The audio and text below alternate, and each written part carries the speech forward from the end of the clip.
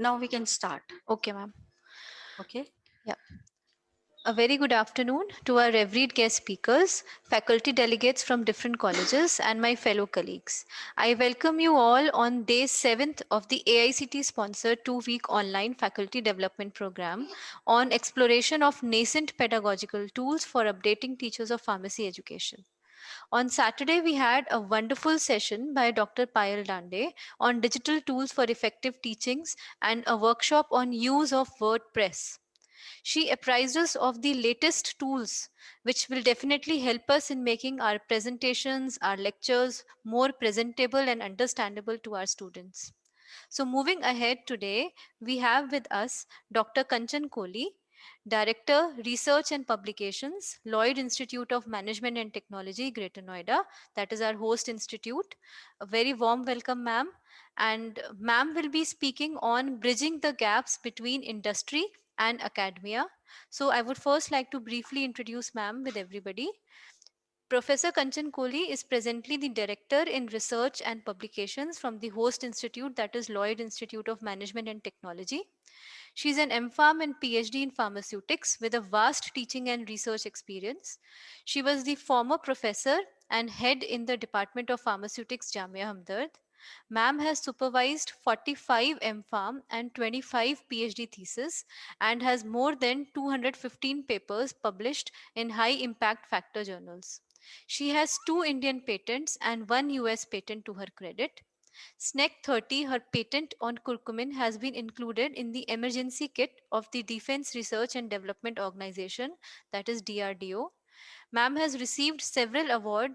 PG Research Award from University Grant Commission in the year 2002, Best Project Award from Honorable Vice President of India on Technology Day in 2003, IPA ACG SkyTech Innovation Award at 69th Indian Pharmaceutical Conference 2017, IPGA Fellowship Award for Outstanding Contribution towards the Profession of Pharmacy, resource person at various professional bodies of AICTE, DST, ICMR, and UGC. So, a very, very warm welcome, ma'am, once again, and over to you now. Shilpa, introducing me in such a nice way. Uh, Welcome, ma'am. sure. So, um, as we know, the today's talk, it is little bit different. What is the title of the seminar?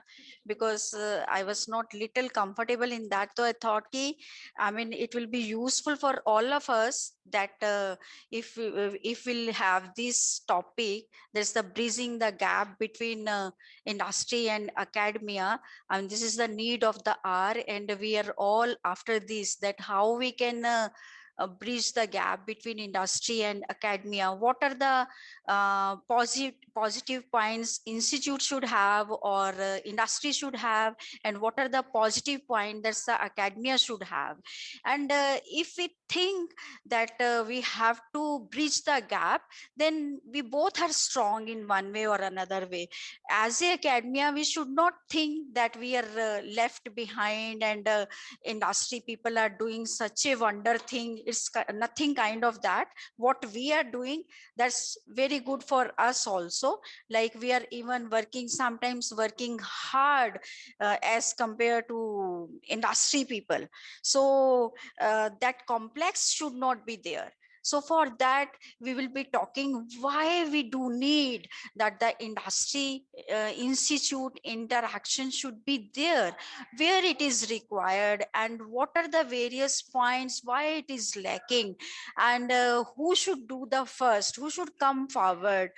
That's the main point. Because when we talk about the industry people, really they are very busy. We are also busy, it's nothing kind of that.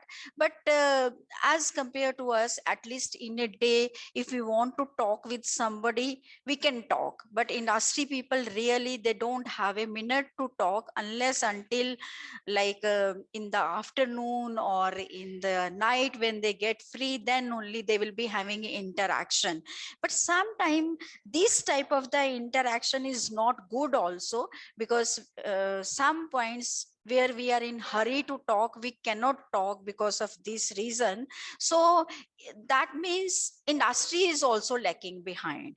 not the academia people. Academia people, I met so many youngsters and so many teachers who really want to have the good work, but some way, I mean, because of kind of the what they have to do, that's the lacking between what how they have to start, what they can carry which will be useful from the patent point of view, from the commercialization point of view. So these are the few points which are lacking. If we overcome these problems, overcome these points, and just we see the what is the need of the industry, and if we just see the need of the industry and accordingly if we start work, I think we can definitely bring the narrow gap between the industry and the academia, and then industry people will never be ahead with us. Academia will be always ahead. I'll tell you the one positive things before I go for my presentation. One positive things with the academia is they are having knowledge and which they are using. Of course industry people are also having knowledge, but they cannot use it because of certain reasons. They are meant for the commercialization basically, so they will not spend much of the money in getting paper published or doing the research work than the academia. So academias are always busy with the research work, and when they are publishing their papers in a good journal or international publications, you see those papers being referred by the industries. And in other way we can say the industries depend upon us also, like whatever the work we are doing it, and they are using that work. And many a times I've heard from industry people that we have come across with your paper, and sometimes when they will be reading our paper, when they will be referring our paper, and they are really contacting us and they are asking how you have managed it. And we people are in academia people are just innocent, and sometimes we feel inferior also that industry are people are superior and they are asking us. That means it's a big thing that industry has contacted us, but it's nothing kind of that. Industry is regularly watching and reading our paper and referring our paper. Maybe because of the ego problem they are not telling us, but nevertheless we are not less anywhere. From today onward, those who are having kind of the inferiority that we are not worked in industry, so never be feel inferior, always feel superior. And you see you can do also wonder, and maybe the industry will come to you and they will refer your papers, refer your research, and if your research is so good, then they can hire your technology also. So only thing is that the academia people, the people who are just after the publication and not giving much of the importance to the real work, they should be little it's little embarrassing position that when they are publishing their paper and industry people are referring their those papers and they are not validated at all. And sometimes they are telling us that these papers when we have referred, and suppose you have developed some analytic methods like HPLC, HPTLC, or any other method which was not developed earlier, and you have published the paper, and if your data is validated, really they will be using that method. And if your data is not validated and some manipulations are there, definitely they will curse us, they will abuse us that see how bad paper is this, they have wasted our time, we have spent almost 6 months to get the validate data, but see the results are not coming up. And then they will be really, I mean, throwing that paper into a dustbin. So my aim is to discuss here that whatever work we are giving or we are publishing, that should be the true work, validated work, optimized work. Maybe it will take time, maybe it will take say 2 years, 3 years to get the good paper to be published, but never be in hurry. Once your data will be well established and you have filed the patent, you have published it, and companies are referring our patents also. And if we something we are giving in a hodgepodge system, in a not a truthful system, then again we have to be embarrassed in that position if they will be just calling you and saying that your data is not validated. So what type of the patent had been filed, and when you are giving the international publication. So in international publication also, if your research is for the first time you are giving, and your reviewers, they have not pointed out certain points sometimes, then paper been published, and if it is not been optimized, so how true you are, that you know, you are conscious know. And if you are not true, you will always remain in guilt. So that's why my humble request for the youngsters, young teacher and young researchers, that whatever data you are giving, that should be with the honesty, validated, and this is my request. So now we come to our presentation. What's the need? Why do we need that we should have the narrow gap, or we should having bridging the gap between industry and academia? So the need first is you are the increasing complexity of research and business environment. So as I mentioned you, industry always want business, and academia always want research. So you see how contrast is there. So the industry academia interface is all about knowledge transfer and experience technology transfer. So industry wants us to do the research, and whatever the research we have done is that can be cashed also by technology transfer.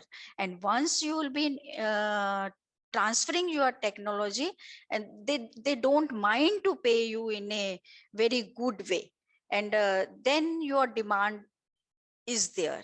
And whatever demand your money or the finances you are demanding, or the facilities, like you want to create some kind of the facilities by which you can do the scaling, for example pilot scaling or a batch scaling, because whenever we are doing the research work, we are just doing in a small scale. And many of them, and I also get the APIs from the as a gift sample. So in a gift sample, how much API I am getting? 2 grams, 3 grams, maximum 10 grams. That is for very cheap kind of the APIs. And when we are working for the anti-cancer drug or antidepressant drugs, the APIs are very costly, and even 1 gram or 2 gram demand from the industry, sometimes it is very difficult to get that sample. So in other words, we are not optimizing, we are just doing the research just for the research sake. But at least we are sure ourselves that whatever the studies we are carrying, they are up to the mark. Up to the mark means they've been all optimized.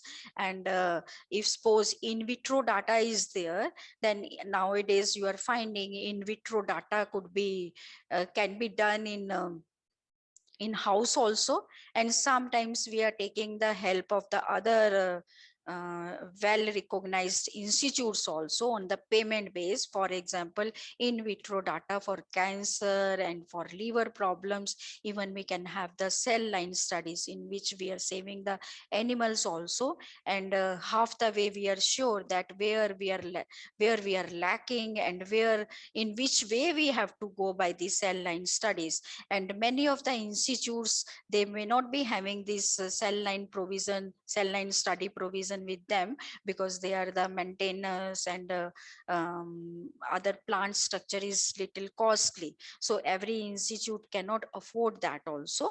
So definitely we can take the help of the other well established institutes, if we are having resources, and if we don't have resources, we cannot approach to them, then definitely if we spend little bit of the money, so they are the commercial labs are also nowadays through to whom we can get the in vitro data. So when we are sure that our in vitro data is very good, and we are hopeful that whatever the work we are doing in a better way, so definitely then we can go for the animal studies further, in which you can carry at the lab scale pharmacodynamic studies. And then just comparing pharmacokinetic studies and pharmacodynamic studies, really you will be having the idea that where you are landing and where your product is landing. If you are just working for the solubility enhancement or for the extraction process,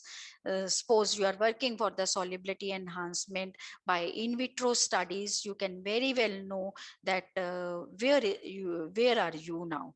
And from the cell line studies further, in vitro, I mean the biological studies, you can come to know that where is your product is landing. And if you are satisfied with your in vitro data, then only you can go for the animal studies. Otherwise, unnecessarily killing the animals and wasting our time doesn't give us much.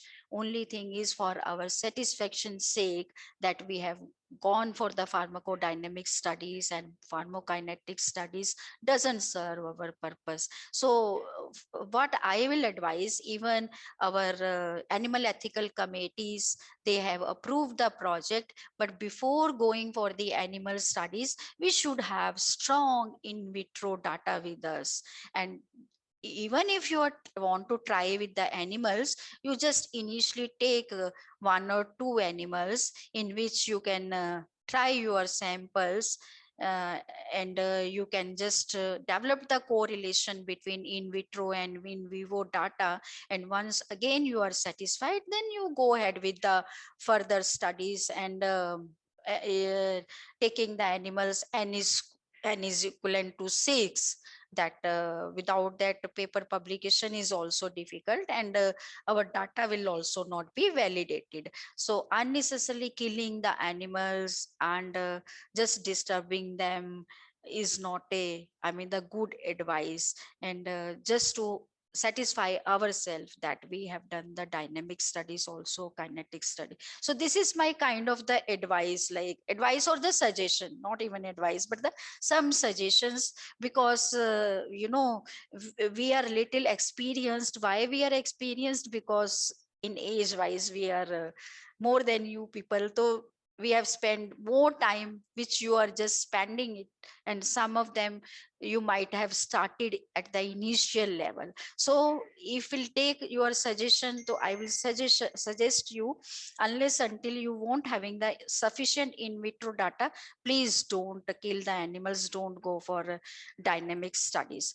So what industry organization, they are money and workforce, they want, they are having money and workforce. So if we just ask them that we have to scale our product on pilot scaling, so definitely they will provide us kind of the money for the infrastructure, or for the workforce also, so that further the scaling on the pilot scaling, the small batch scaling could be done. Of course, when you will be having the bigger batch, so then they can take up this that scaling in their industry also. But at least at the initial stages, for example, case of the tablet, we'll be just having the 300 batch of a 300 tablets, 400 tablets, 500 tablets.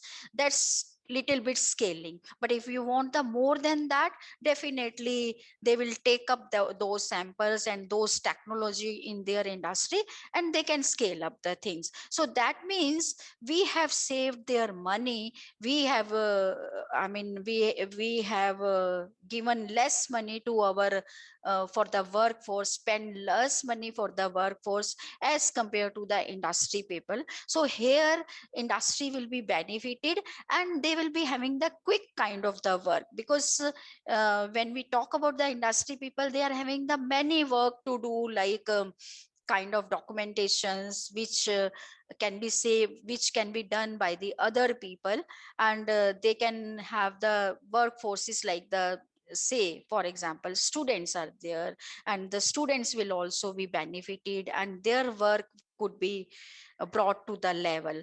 So this way we can have the interaction with each other, and if we just give these suggestions to industry people, definitely they will come to us. And but before that, we also need to have our homework, that like we have started some problem, so with that problem how they will be benefited, and how much time it will take to come up for the pilot scaling. We should have the rough data with us. Unnecessarily industry will also not entertain us, they will also not like to waste their time. So before that we have to be very minutely think over this, that how we can talk to them, that what is the their requirement. First we should think what is their requirement, then we can start it. So academics, how they can helpful, they will be having the extensive knowledge, as I told you.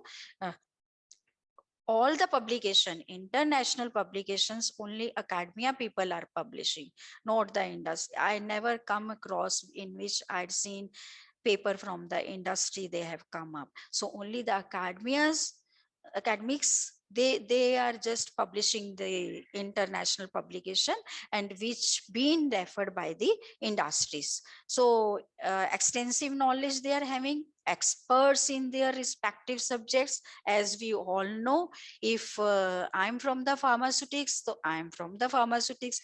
Dr. Shilpa is from the pharmacognosy, so she'll be expert in her subject. If somebody is from the pharmaceutical chemistry, so they will be very good in synthetic and the natural compounds. So everybody is expert in their own field. Nobody is less. If without pharmacology people, we cannot work also. So everybody is important. Every teacher is important in their own field, provided that they are having good knowledge of that. So therefore the two are mutually dependent and need to work in synergy. So now comes for industries win-win partnership. If we want to have the partnership, what is the requirement of the academics, and then again what is the requirement of what are the various points the industry should give us, and what are the various researches that or the discoveries which academia should give us. So academia's knowledge base to improve the industry's cost, quality and global competition. As I mentioned you, when we will be having the good research work, definitely this will be reducing the cost of the industry, because that in vitro studies or in vivo studies, they have to just optimized, need not to carry. You have developed the HPLC method, fine, you have published it. Now with little modification, the industry can very well go for that HPLC method. And maybe you have used simple methanol and water combination. With that you have achieved the HPLC method. It is very cheap. No cheaper method is than this what you have used the solvents. So definitely it will be reducing the cost of the industry, and quality and global competition, time will be saved. So definitely the global competition, as you are finding in the case of the COVID-19 vaccine for example, so how quickly it has launched. So how I mean, what wonder is there in there? That means everybody was working for the day and night for this vaccine. And from the company point of view, if we think, so whosoever will launch first, definitely, I mean, they will be having the more profits and they will earn money. Like you just see the example of the even the face mask. For example, initially when corona has come out, we didn't have a sufficient number of the face masks also with us, and sometime I think in that period some might be have imported also. So just see that today the condition of India. I mean, we are having surplus even after exporting. So, how quickly people have entered to this profession and this business, and I feel wonder that India is then coming up number first or second, and how quickly medicines were exported from India, and in a span of time we didn't have any import, we were only exporting. So the companies were benefited, our science definitely, if the company will be benefited, our employees, or the employees, they will be paid well, and then they will be having the good infrastructure also. So that means updating and upgrading the knowledge, access to extended networks, thinking outside the box. So just when we have launched the vaccines, and now the major two vaccines are coming from in India only, and you see how they are exporting also. Yeah, day before yesterday I was watching the TV, and I'd seen that first consignment of Covaxin has been received in Iran. So see the condition of India, that how richfully they are going because of extensive knowledge. They are updating, upgrading immediately, and within a span of the time, like within a year, the vaccine has been launched, kits been manufactured, face mask has been manufactured, sanitizers has been formulated, and people are working for more for these sanitizers just to reduce the amount of the alcohol which been used, or isopropyl alcohol. Initially nothing was there, no research was there, and abruptly the sanitizers were launched, and you have heard also that many of the samples were seized also by the regulators because they were not up to the mark, and no without having the sufficient infrastructure, those products were launched. And now, I mean, when the time has come up, people are having time to think outside the box. Now they are thinking that how the percentage of the alcohol further can be reduced, so that whatever the thin layer that gets deposit on the skin, that should be with the kind of the herbal oils. I've incorporated herbal oils, and I'm finding whatever the smell I'm getting from my hands, that's quite reasonable as compared to the what I was using earlier, like isopropyl alcohol, or even 90%, 75% alcohol. So this is what, this is only the research or the discoveries, and we people are doing that research and discoveries as a academics, and then we are telling to industry people, look, we have developed this. If our prices are affordable, then you can certainly launch this product, because this product is certainly having edge what the earlier was there.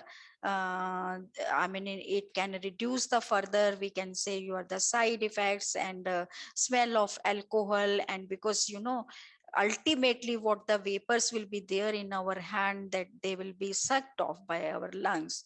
So my aim is always to reduce the quantity, not the quantity, but percentage of the alcohol from the sanitizer.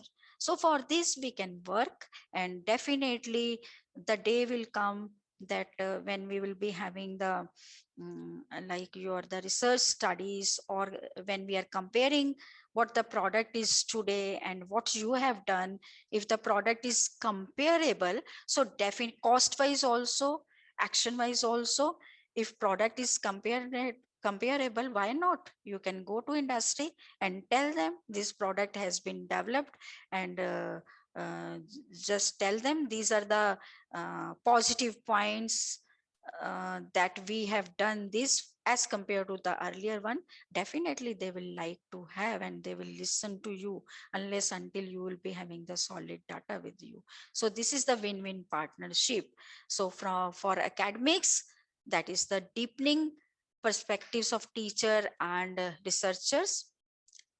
Then if our researchers, they are doing the work for the industry, or they are taking up the projective projects from the industry, definitely the industry will like to place them only because they know that the capacity of that fellow, how much work he has done or she has done for our industry. And after working, say, or doing kind of the say postgraduate project over there from say 6 to 9 months, now the industry people know that researchers that how good that fellow will be for the industry. And industry will never let him go to anywhere, or let her go to anywhere.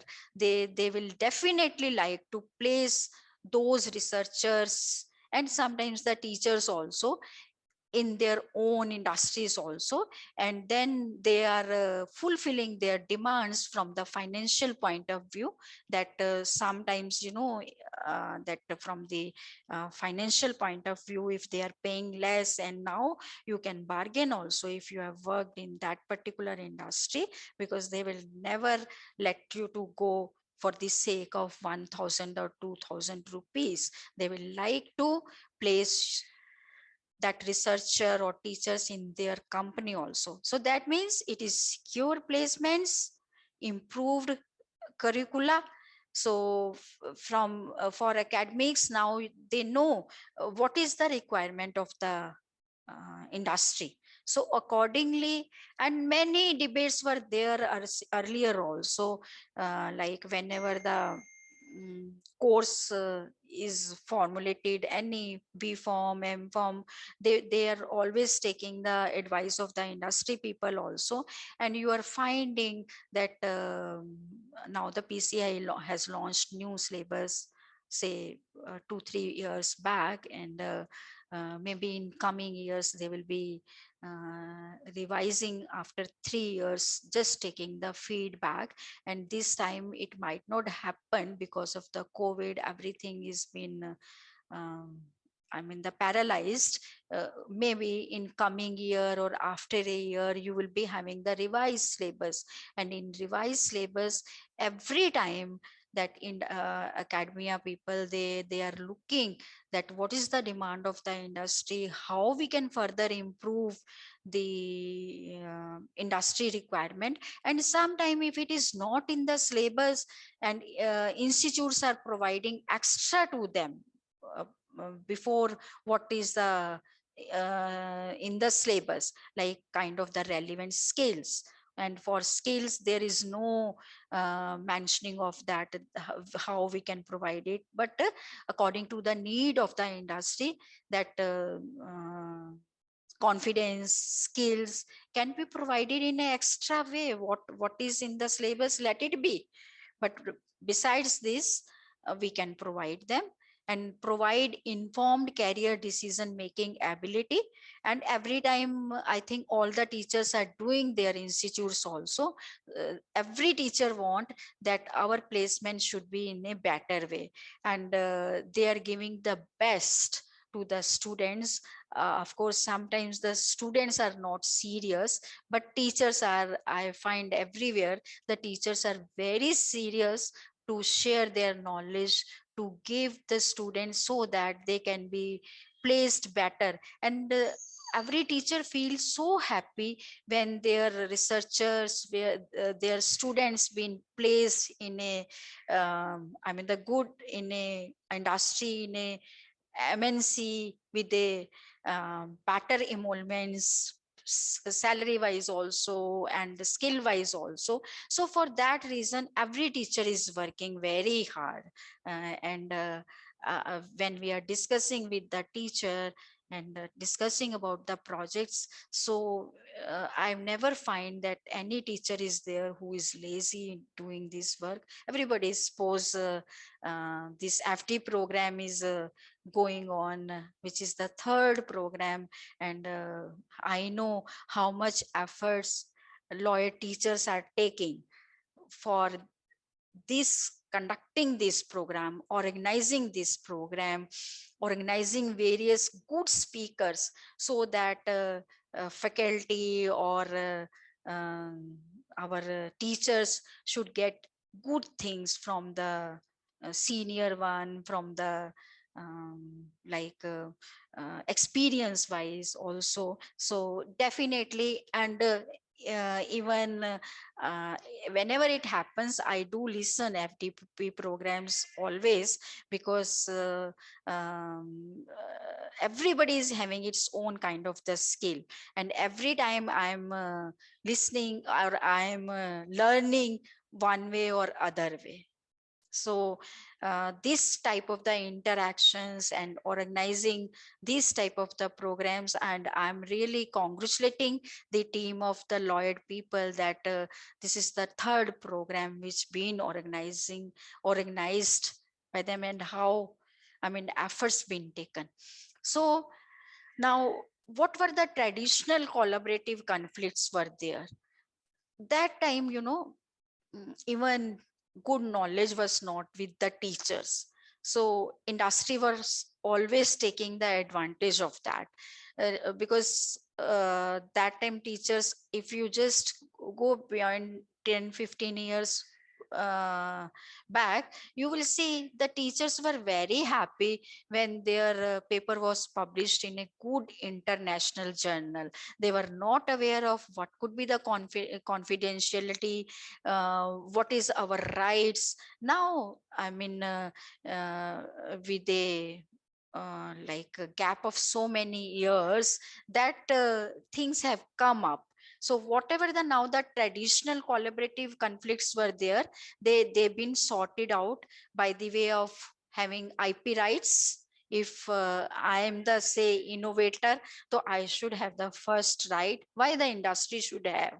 So in that way, again I'll say, or this is my suggestion for all the teachers, that don't be always there in the inferiority complex, always be superior, that you have done the research work, they have not done.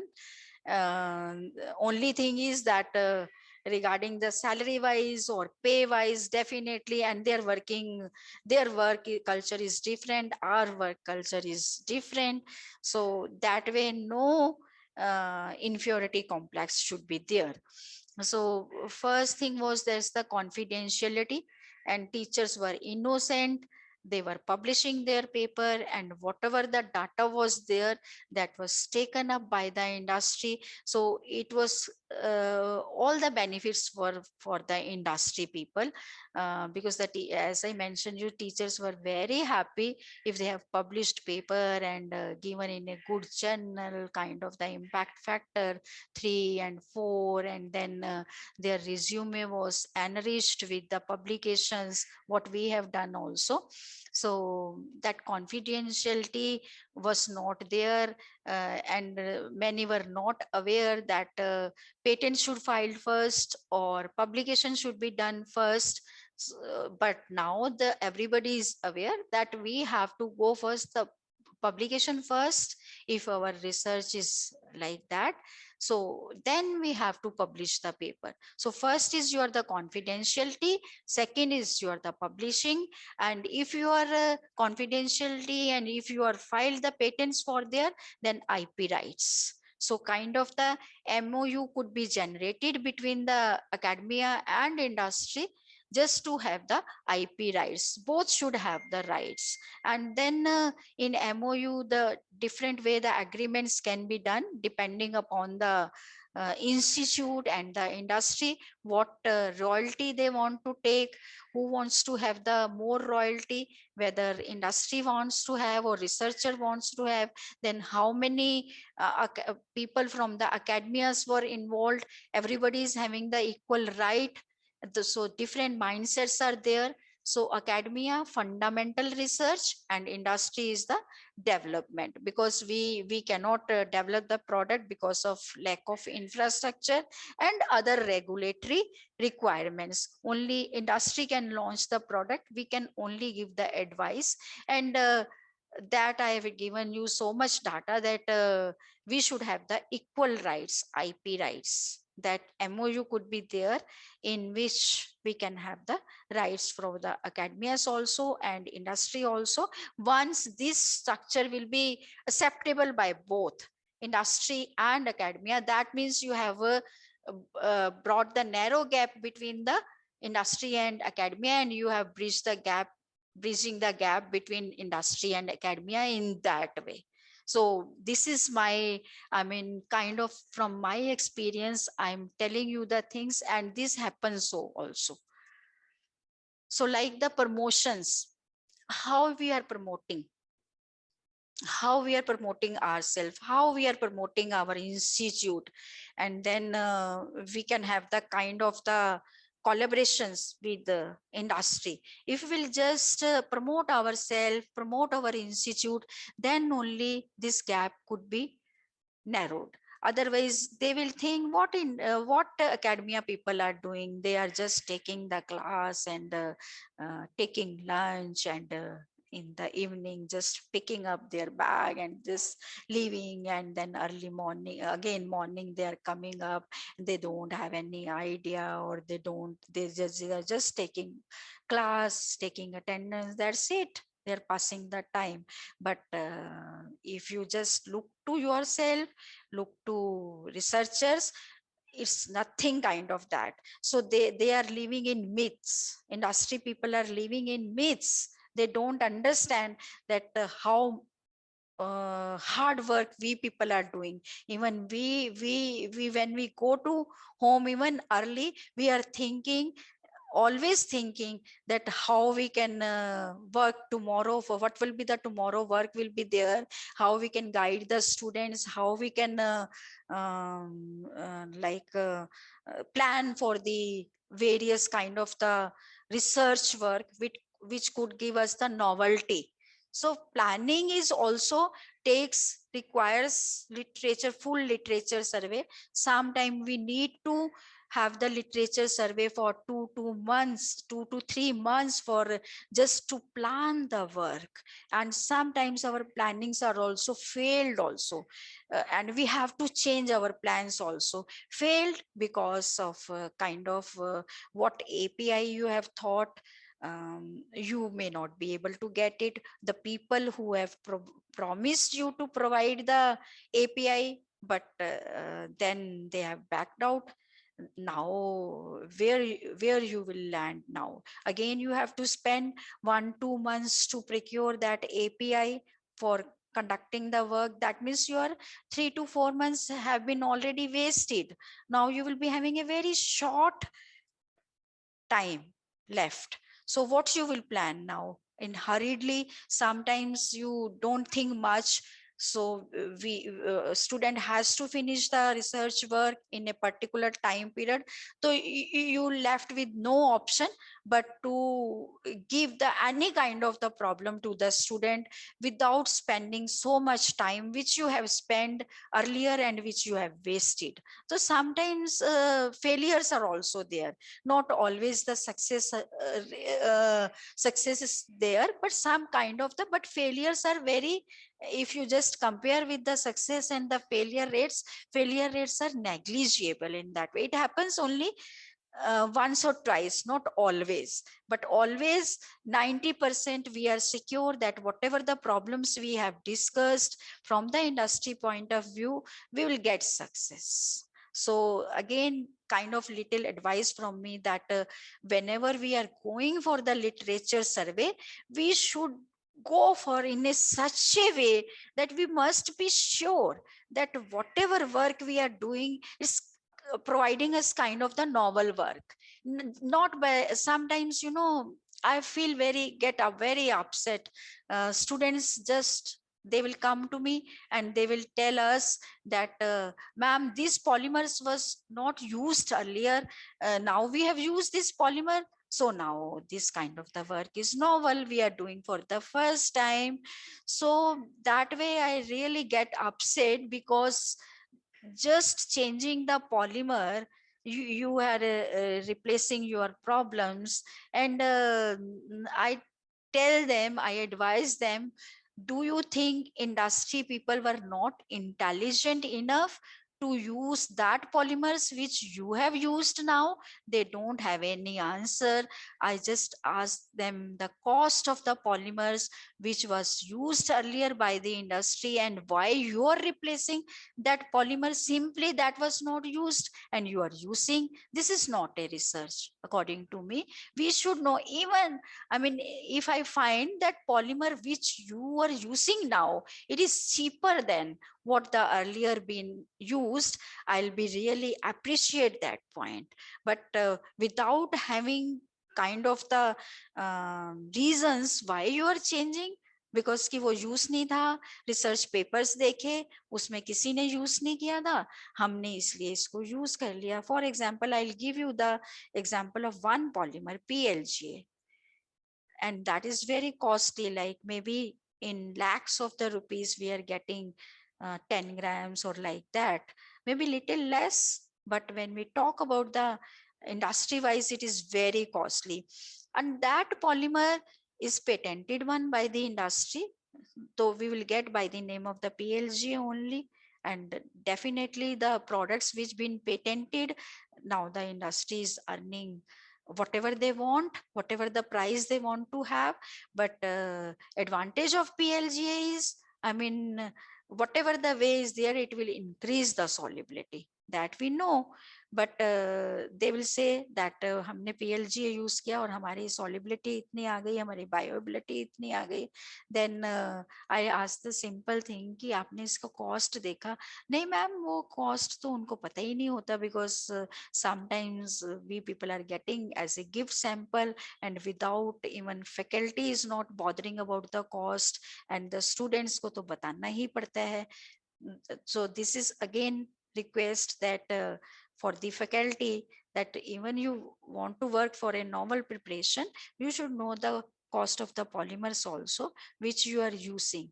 And I think first we should start with the cheaper one, then we can go. If our purpose is not solved with the cheaper one, then we go beyond that. But initially we should bother about the cost of the project also, because then if you will move to the industry with the cost factor, they will be very happy.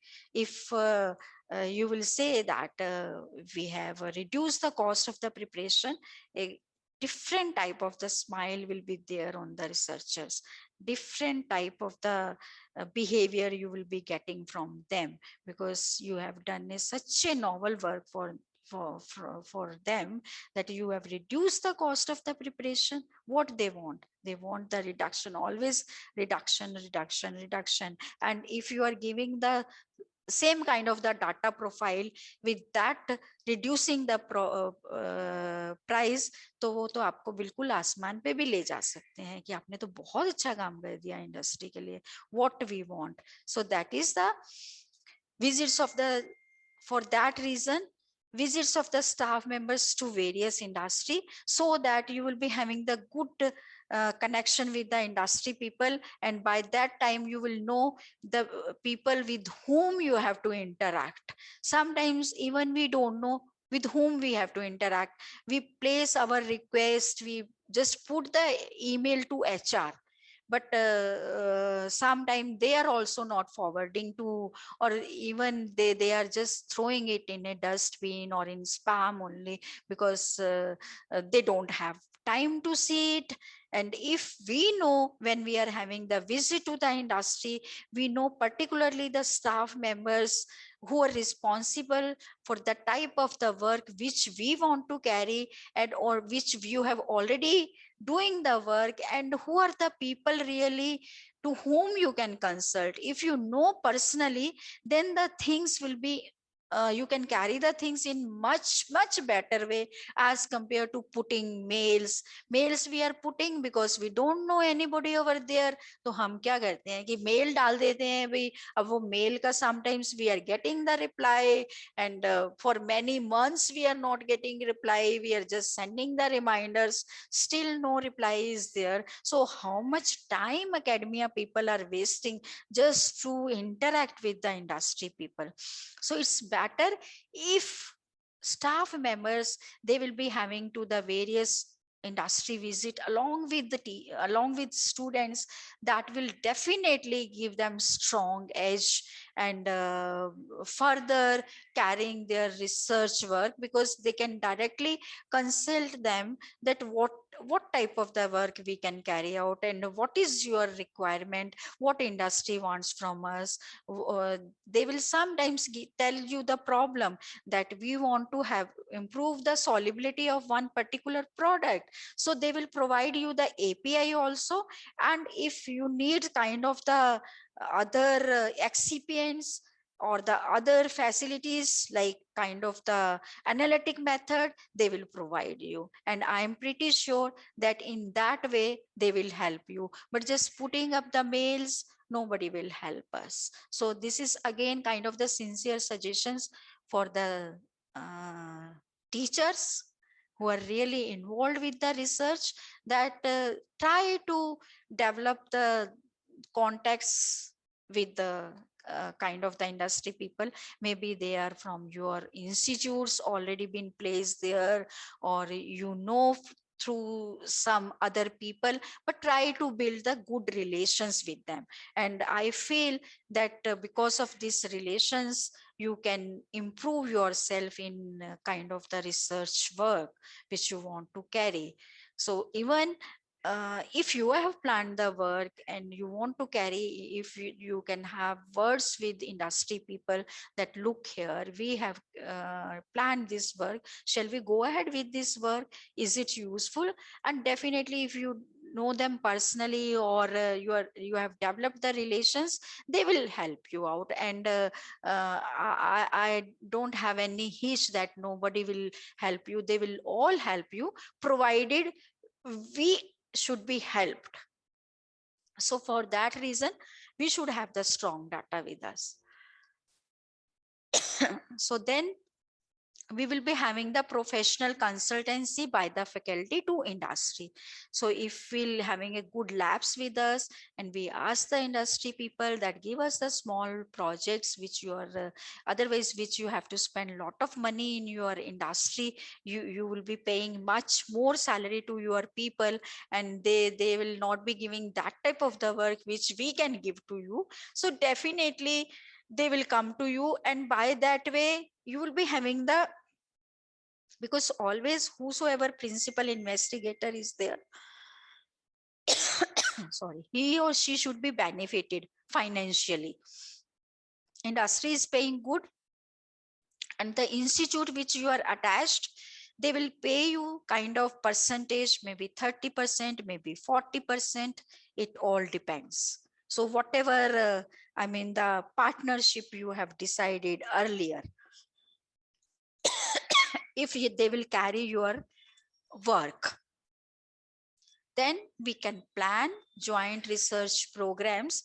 Nowadays you are finding many of the nutraceuticals are coming up after the corona, because we all aware that during COVID time, these the nutraceuticals are our spices or our homemade things, they have come up like anything, because the people have developed kind of the immunities. And as you all are aware that Indians, they had a better immunity at the time of the corona. Still that's going on, it is not been stopped, but we can say your major part is over. So that time you have seen only our homemade remedies and fruits, for example, because all fruit contains good amount of the vitamins, omegas, antioxidants. Green tea has helped, it is having apigalactone that help cancer patients, also good antioxidants, also tomatoes, like because of lycopene. Soya beans, we had genistein. So these were all kind of the good, and broccoli was there. They are all kind of the good antioxidants which provides us the good immunity. And if we kind of the develop those type of the nutraceuticals, or presently whatever the traditional things were there, if you want to bring to the modern system, that will lead to the strong edge. And the strong edge, who has to start? Teachers. And teachers, with the help of our research scholars, with the help of the good students, they can interact with them. And definitely, I think, because teachers are having many functions also besides this, the research work, they cannot be busy all the time to in R&D. Nobody will allow us. So that way we can guide to our scholars, we can guide to our students to bring the um, literature for this particular drug, or particular whatever problem you want to take, and they will bring it. And that helps us lot, because all the way you just go through the literature, and you will be kind of having the many observations inside you, and then you can plan your work accordingly. But your research work should be the solid one.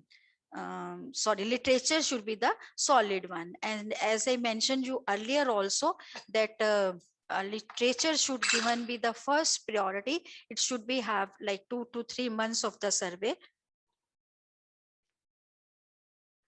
before we initiate the real problem. Then scholarships, fellowships instituted by industries at the institutes for students.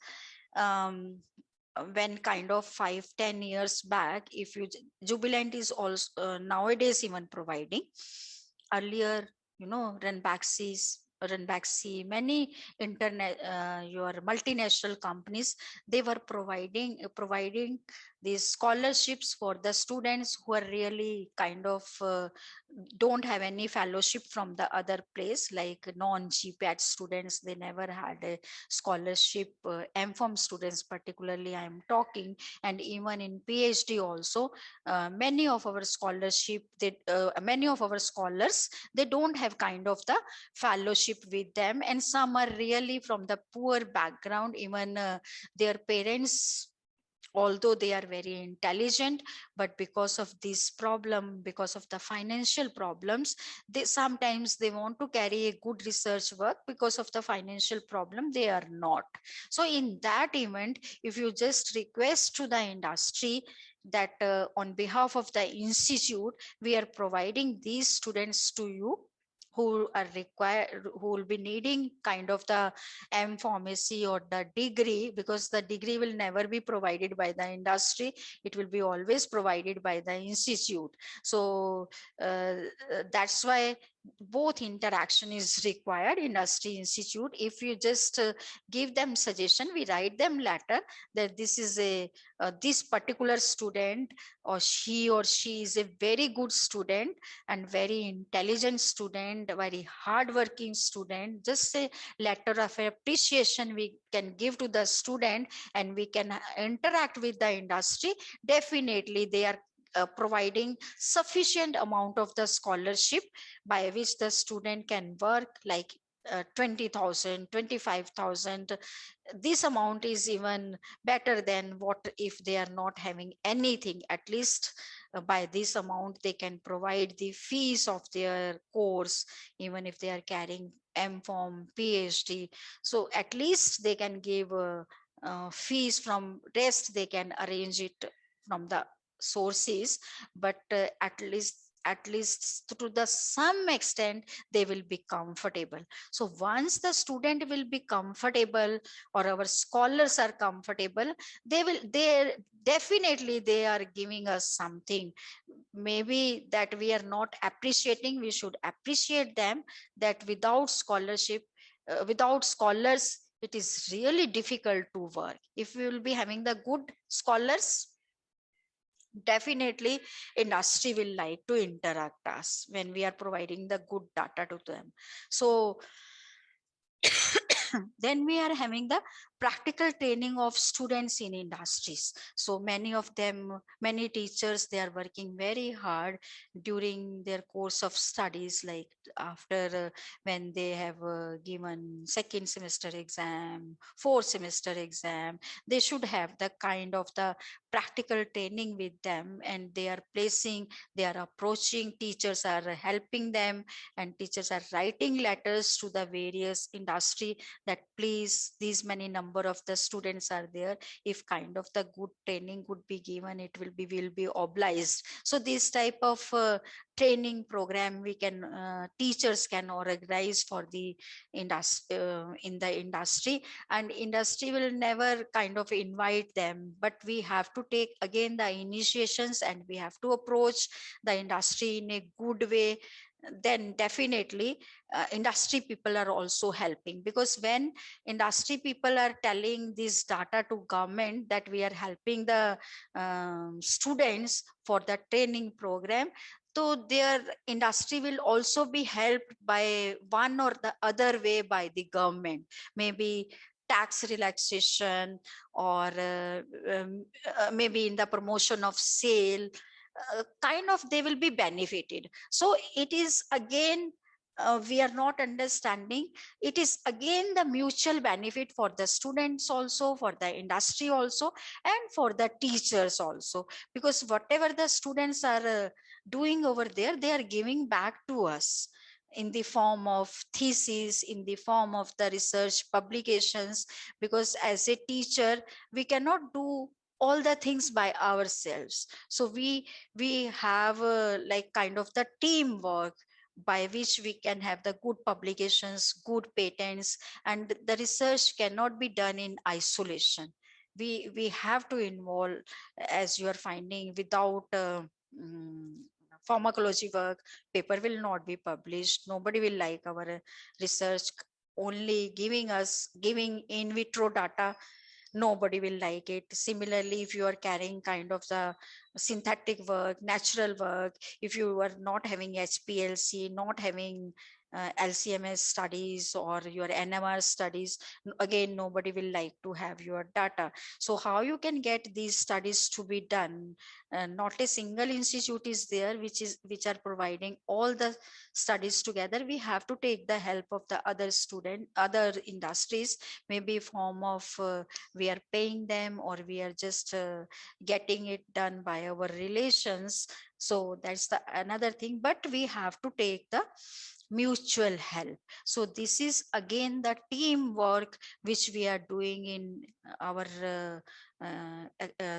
teaching institutions also, and of course in industry also. So by this way, I'm definitely our knowledge can be improved further, and now we are having the way where we have to stand from the industrial point of view, from the academia point of view. So if we are having a good planning of that work, definitely we'll be having the good number of the publication and good research, and definitely we'll be having the more industry and academia interaction. And once it will be established, then there is no, I mean, the depth, we can go ahead like anything. So we can land to anywhere. So enhancing the importance of applied research. So this is the last point, that is the enhancing the importance of applied research. This is the most important point, which we have already discussed. And if we'll be building these things, definitely will be having a strong edge. And at the end, I will also say every teacher can do anything if we are having the vision. So vision is one thing, and then if we are having the vision, so we can create the infrastructure, we can get our studies done to be outside. We will be never think that we don't have this, we don't have this, because all the way if we waste our time कि हमारे पास ये नहीं है, हमारे पास वो नहीं है, कैसे करेंगे हम, ये कैसे होगा, वो कैसे होगा. If we are having willpower and if we are having more to do, we can go ahead with this. And definitely this industry institute interaction can be done in a better way. So thank you for your attention. And Thank you. Thank you so much, ma'am. Thank you so much. And thanks for giving us a great insight of the industry and the academia. And yes, very rightly mentioned, academia and industry are mutually dependent and need to work in synergy, as you rightly said. We have one question, ma'am, I would like to quickly put up because our yes. next speaker is waiting. Okay. Yeah, Dr. Reddy wants to know how to overcome the misconceptions between industry and academia regarding IPR. Yes, yes. Very good question. I'd given you hint also, because when we will interact them, we will give us we will give them our terms also. Like suppose you are 4 teachers been involved or 4 researchers been involved. So definitely financially, what financially we will get out of this. Then if we'll be like kind of having the financial benefit, we will work more. So in at the initial stages only, we can decide the amount that suppose we are having 4 scholars with us or the 4 teachers been involved. So even you can have say 10% for each. So it is giving us the 40%, because when we negotiating for this, and we are not spending anything, we are just spending our mind or what research work we have done it, we are uh, giving them only. So even 10% will be okay, like 4 people are there, rest 60% can be given to the industry, because they are manufacturer, they have to go for marketing also, they have to spend money also. So we should not be so greedy also in that way. So say uh, if I'll ask royalty, so even 0.5 to 1% royalty is okay with us, because we are not losing anything, we are just gaining. And sometimes this royalty can be asked from the sale, or this can ask from the profit. So this is between the institute and our industry, that how best can be benefited both ways. Like industry also should not be loser, and our researchers and what research we have carried out in last 3-4 years we have spent, that should not be we should not be loser anywhere. So this is like we had one project from DST in which the industry involvement was there. So it was decided 30, 30 and 40. 30% was for institute, 30% for DST and 40% for industry. So we should always give more edge to the industry, because they are directly been involved and they know how much profit we are going to get it. So some kind of the negotiations can be materialized in that way. Thank you, ma'am. Thank you so much. I'll just be sharing my screen. Thank you so much, ma'am, once again for this wonderful session. And please accept this from our Thank, side. As thank a you so much. Thank you so thank much. you, ma'am. Thank you.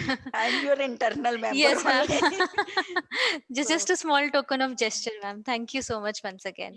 you're always welcome, and you are working very hard. And from my side, I'm giving you the congratulations to carry out this FD program in such a wonderful manner, because maybe directly I'm not involved, but I keep on listening the way Thank you, you ma'am. have taken the initiation and the way you are presenting the things. So Thank thank you. you, ma'am. Thank you. These are your blessings and wishes, ma'am. Thank you so much once again.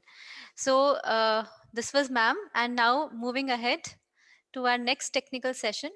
We have with us Professor K. Sriniwas. Sir, if you can hear us, we would like to see you and would like to hear you also.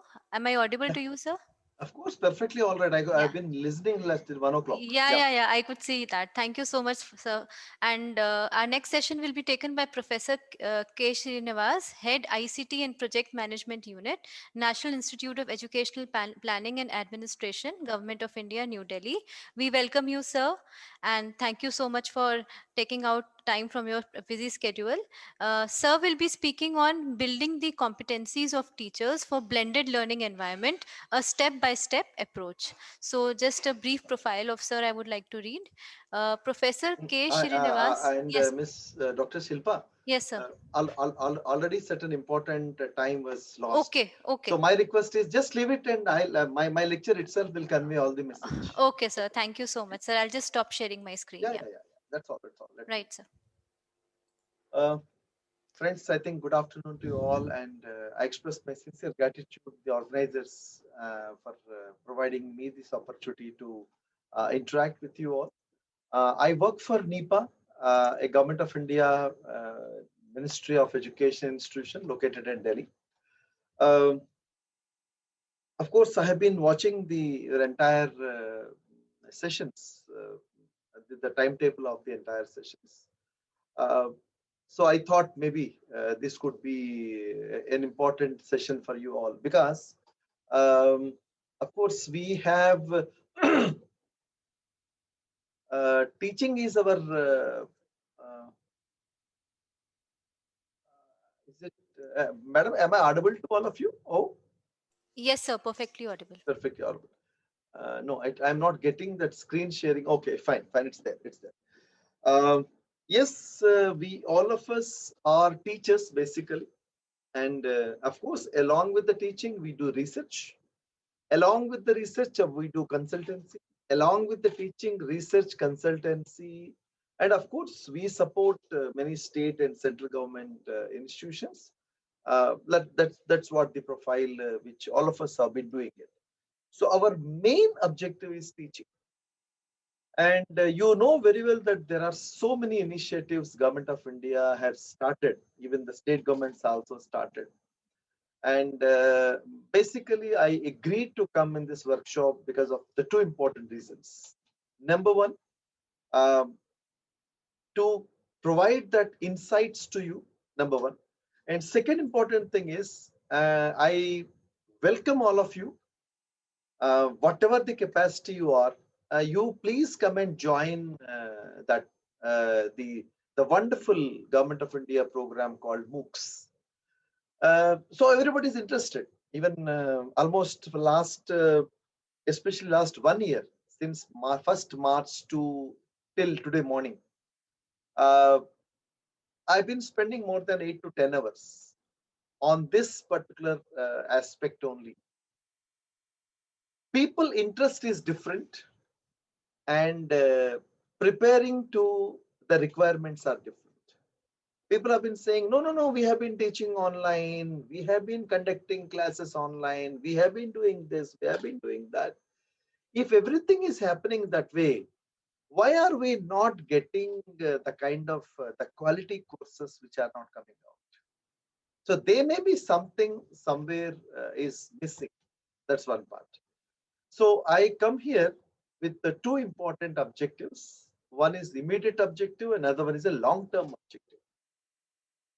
My immediate objective is uh, we have been teaching and will continue to teach in online mode, or will start doing a blended mode.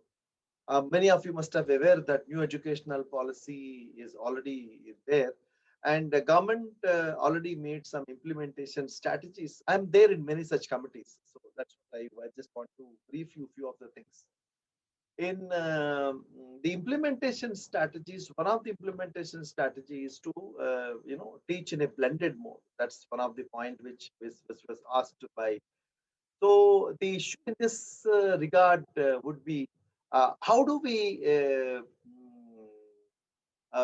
we may be doing it, but what is the best way to start teaching in a blended mode?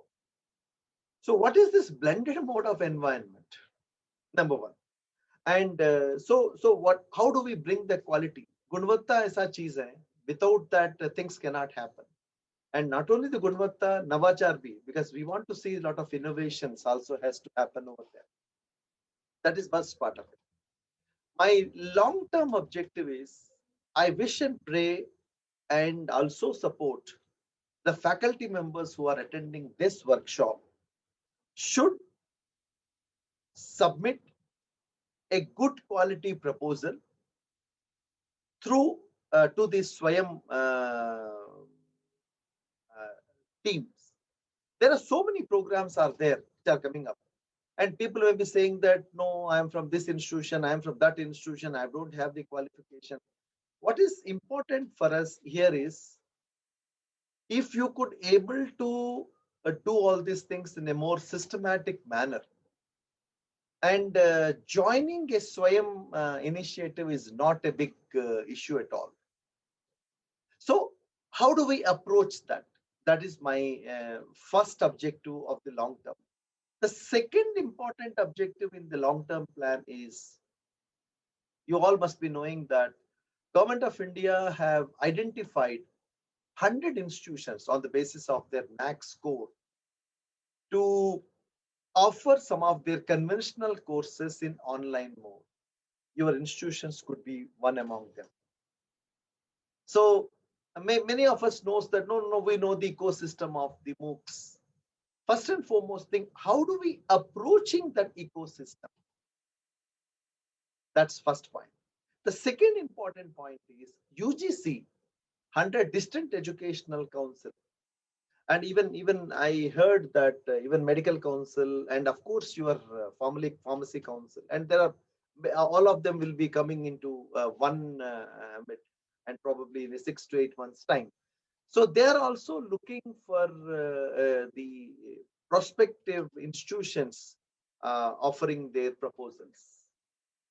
So in this entire context, both immediate and as well as the long term, so how do we prepare the faculty members? Because faculty members are very, very important. And I wish to bring to your kind attention, I am a professor of computer science, but I believe that the teacher is far, far superior than the technology. Technology is enabled. Technology is an enabler. Technology is a facilitator. But I am a firm believer of that. The effectiveness of the technology is directly proportional to competence, positive intent, and right attitude. If you have these three things in place, whatever the technology you are going to use, it will be having a long-lasting impact. With this brief background, I'm going to share it with you, my thoughts, which generally, I used to take 6 days to demonstrate. Generally, I use a 4-quadrant approach in my classes. One, lecture method. Second, discussion method, discussion component. Third one is a demonstration component. And fourth one is a hands-on activity component. In this context, I just want to do a smallest innovation, which I have been doing for the last almost probably around 10 years. So the innovation is, whenever I conduct a program in my institution, National Institute of Educational Planning Administration, a unitary research-based university located in Delhi under Ministry of Education, Government of India. So generally my programs are 6 days. We don't have any inauguration. I don't follow any valediction kind of a thing. All 6 into 4, 24 sessions will be the technical sessions. The 4 days before the start of the program, a WhatsApp group or a Telegram. When we begin with, we used to have a Google Groups, a focused academic activity active group will be created, and the entire timetable will be shared with the students, with the participants. and the resources will be shared well in advance, session wise. And third important thing is the expectations from the participants. It's not the expectations from the people say that, no, I want to learn this, I want to learn that. That's fine. That will be taken up. And of course, 6 days, you know, that WhatsApp group or a Google group will be used extensively. And I won't stop at 6th day. What is the value addition I am providing to my faculty members who are attending my workshop is 30 days extended handholding support through that social media groups, through WhatsApp, or you can say the to Google groups, whatever it may be. So what is important for me in this regard is when we explain, when we demonstrate, when we train, when we orient, and when we sensitize, everything looks pretty easy. But what I've been focusing mostly on that 30 days, believe me, friends, it was initially I was little skeptic, often thinking that that 40 days will be too long for many of the faculty members. But to my surprise, it was a running success. I am part of almost 750 plus groups, and one thing is very sure in that group: we don't receive any nonsense forwarders. Nobody greet us good morning, good afternoon, good evening, and good nights. And only three things are allowed: learning, unlearning, and relearning. So why I've been saying all these things? In the process of building the competencies of the teachers, building the teachers' competency is not a one-day job. Many times we have been carried away to say that अरे कौन सी बड़ी बात है, ये तो इतना हम कर ही रहे हैं, ये कर रहे हैं, वो कर रहे हैं. So it's not you to do it. You may be a role model. What I'm trying to say, the institution may be a role model. So in that context, I'm going to pitch in my presentation, and I'll talk about one hour about this. Then afterwards, wherever you have, I'm not uh, waiting for your comments till the end. There is a chat box which is open there. I wish to prefer, because after this session, I have another 4.5 hours of marathon session with an IIT faculty on how to create the assessments and evaluation. So my request to all of you is, wherever you have any specific questions are there, you are requested to write it in the chat box. So I'll try to answer those questions and queries. One of the important, very interesting and thing which I was generally used to ask by the organizers is share the PowerPoint presentation. So I have my own learning management system. I have my own system which I've been using, which you could able to see it on your screen. This is my learning portal where I have been using for my own students, both in the institution, and I'm teaching an adjunct faculty outside, which I've been using this. Plus the learned colleagues like you, if you are interested to want to see that, if you simply type profksriniwas.in, there are certain details will be coming on your screen. So this is not a website. This is not a website. This is my learning management system. And if learned colleagues like you, I don't impose any credentials to access my contents. There are certain contents which are putting on your screen. Whereas my students, every student got a username and password.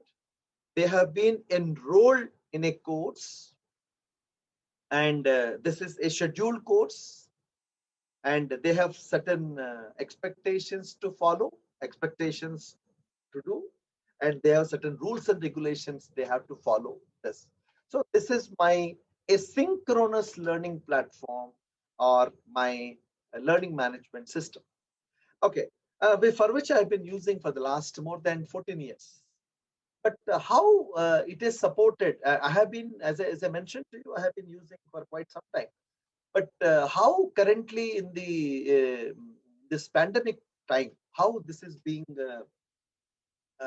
used and supported me. Okay, let me give you this pre-COVID time.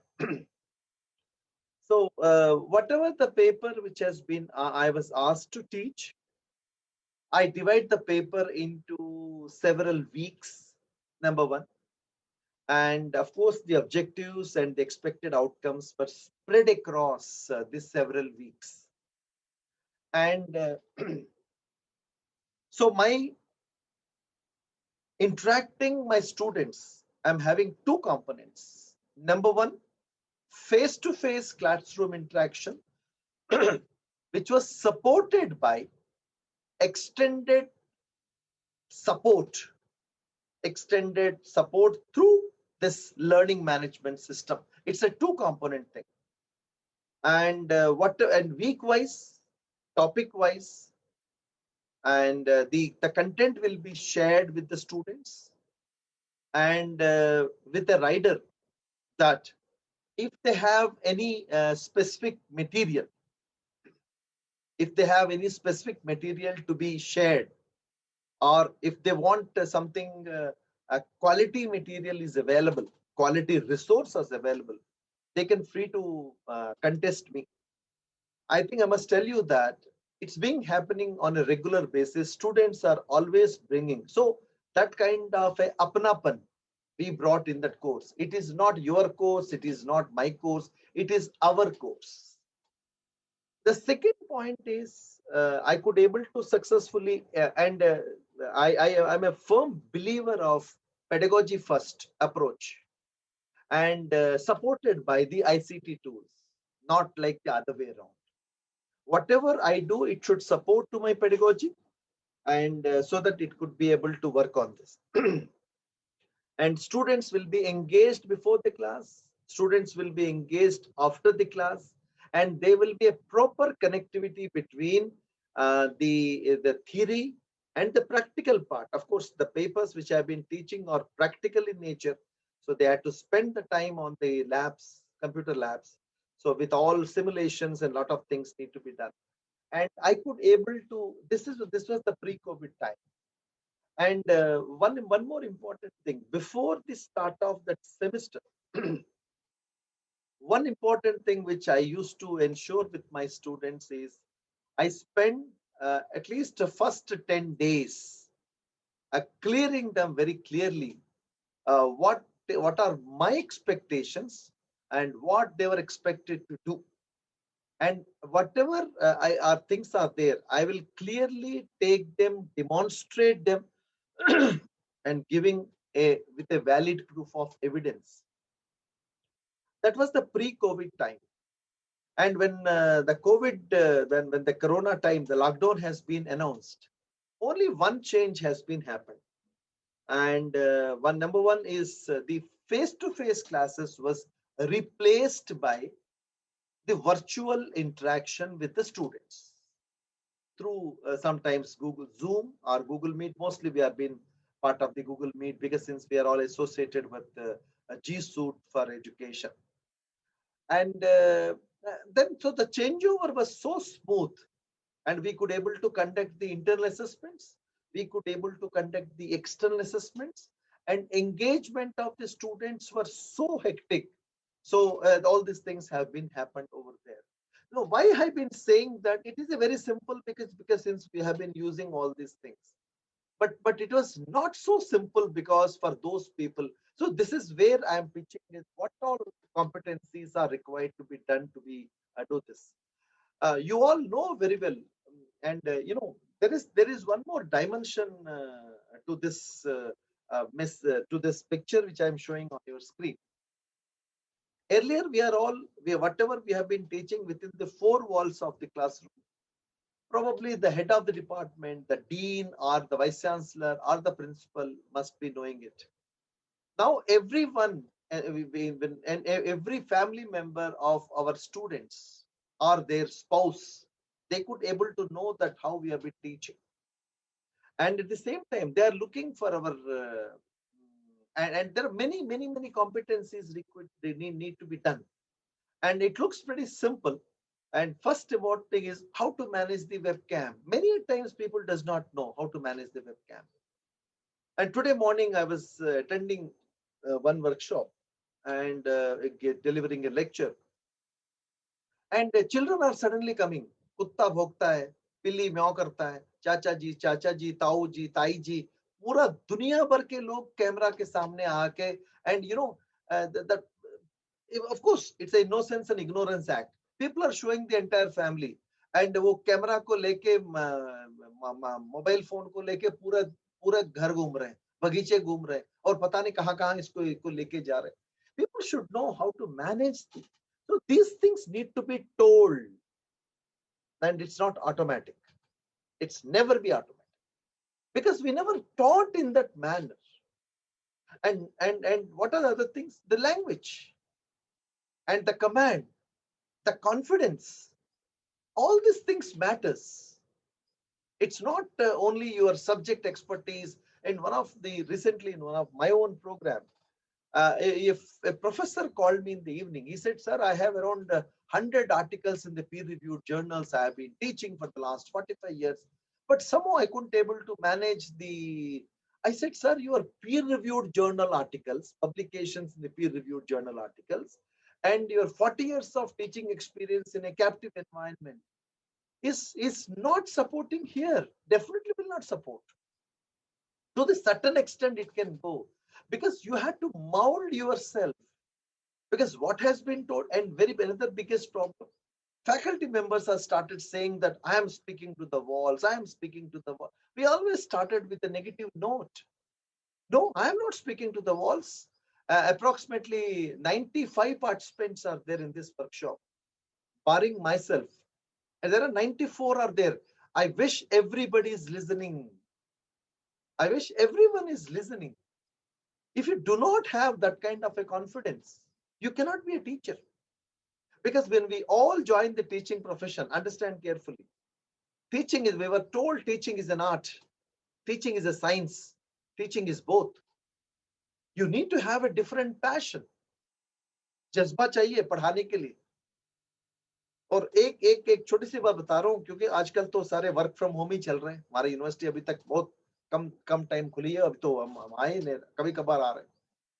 घर में बच्चे बोलने लगे, पापा आप यही चीज बार बार इन लोगों को बता रहे हो, आपको बोरियत नहीं होता? ऐसे बेटा डेली रोटी खा रहे हैं, बोरियत हो रही क्या? So always I used to tell my daughter that what my dad used to tell, as long as you are enjoying the job, the salary you will get is the incentive. So keep enjoying the job. You are a professor. What matters to me? Your only publications are there. Whatever the work you did, whatever the research you did, whatever the practical real time, because there are 8 to 10 lakh faculty members are there across India. And I could able to see the similar numbers in some of the developing countries where I associated. What is important is everybody looking for a role model. Everybody wants to learn. So what is impact for that one is you want to get into it. You want to be a best teacher. You had to work. You had to do many other things. And along with that one of the important quote of the Alvin Toffler is we should keep in mind always. That is, always try to learn, unlearn, and relearn. So every workshop, every interaction will provide the learning opportunity. Some will provide the unlearning of environment component. Some will provide the relearning environment. So unless and until, because generally whatever, अरे यार ये तो हमें पता है, बस. The moment you start thinking that ये तो हमें पता है, the mind will start closing. Out of the 90 minutes talk, 85 minutes, the 5 minutes may be your life changer, which you are missing. And there are many things to relearn because the expectations, the kind of students, BTech students, I could able to see. And when I started my career almost 33 years back, and the current generation of the student is too different. Because they want to have an all-round development. And at the same time, And unfortunately, they were told that teacher is immaterial. But not all the students are not like that. Yes, this YouTube is good. Many things are there. But teacher is one such important item which definitely will provide a value addition to that course. That's where we need to create that kind of a sense of responsibility over there. Okay, so this COVID-19 and the higher education, of course, faculty members, I could able to meet, not all, I could able to address around takriban 1600 to 1800 workshops, mostly hands-on workshops I conducted.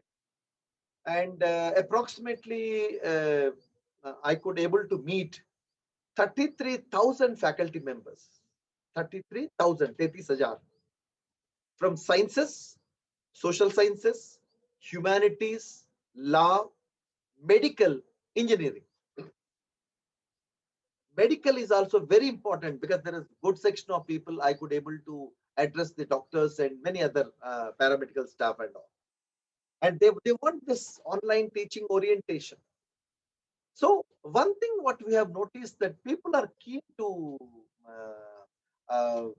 take the training, but they're keen to implement it. But what they have been saying that, so they have identified some of the areas where they required the core training. And what are those areas? And understanding the blended learning environment in its ecosystem. So what is the blended learning environment? We are teaching in a conventional classroom teaching. And of course, there is an online mode of teaching. In the name of online, only the Zoom classes are happening. That's all. WhatsApp is being used. Google Forms are being used. And on the extreme right side, there is a MOOCs programs are also going on. So, but they want to understand what is this blended is all about and what is this, why we want to use it and its ecosystem. And second thing is pedagogies for the blended learning. There are so many pedagogies, methodology of teaching. There are so many pedagogies which support the blended learning environment. So what is important is which pedagogy is more appropriate, which can be used. I'm going to give you some of the hints over here. And what is the importance role of instructional design in blended learning? Very important. And you know, what is that? Then comes the resources. And where are the resources? Do we need to create? Unfortunately, this is one such thing which is happening in most of our minds, that resource का मतलब है आपको video बनाना ही पड़ेगा. अरे बना लो भाई. उससे पहले कंटेंट को ऑलरेडी जो excellent content is available, and you know, we should find out that is again core and supplementary. Number 5, there is a big issue about the student learning outcomes and offline interaction with the students. So what is in general, there are certain things where they need required training. I'll throw some light on these 6 aspects. Next important point is that teachers have no prior. There are still more set of people. They are very good, and they are our colleagues in the institutions. The first point is teachers have no prior online teaching experience and hence do not wish to swim against the tide without adequate preparation. Yes, of course. Still many people. Even today, when I talked about, I addressed in the morning, last almost 3 days, around 6 hours I addressed 197 faculty in one of the faculty induction program, Guru Dakshita program. What I have noticed to my surprise, I'm talking about 15th March, 80% of the faculty are not aware that how do we go about it. मैंने मुझसे पूछा था आप कैसे कर रहे हो? हाँ सर, बस ऑन करके बस पीपीटी पढ़ा रहा है. पीपीटी पढ़ाने के लिए आपको होने की क्या जरूरत है? And that's what I'm saying. Second thing is lack of enthusiasm. And I request you to kindly read for a minute, please. Some of the faculty colleagues, their initial orientation is not up to the mark. So they have been facing this kind of a things, but they are very good teachers. It is our responsibility to bring them back to the system, because in a closed classroom, I can reach maximum 40, 50, 100 maximum. But you see, 1 year sitting from my home, I could able to cover 33,000 people, and all are in touch with me. 750 WhatsApp groups, and you know, all are working very seriously. So I think that kind of a seriousness has to be created. And last one, not convinced about the quality of delivery in assessments. Maybe their orientation may be wrong in the initial days. So they may be having this kind of a thing. But I can tell you one thing. Yes, they are all excellent faculty members. We have wonderful faculty members in all different disciplines. But what is important for us that if you can infuse the confidence on them, if you can train them properly, if you can extend the, even many times when I made a proposals in the ministry, and one thing I often used to say that you have been conducting so many FDP programs, fine, I don't mind it. But wherever, why don't you extend this training, put them in their WhatsApp kind of a groups, so that if at all after completing this FDP, if the faculty members are having certain doubts, so how they will approach? Organizers are different. I'm talking about the resource persons. So that is a very important link for the quality implementation. In engineering, we call it OBE, outcome-based education. We want to see the proper outcome. It should happen. Okay. The next important point which I just want to bring is to do all these things. So you need to adapt the change. I hope many of you must have read this book by Dr. Spencer Johnson. Is Who Moved My Cheese? Such a wonderful book by Spencer Johnson. And so we have,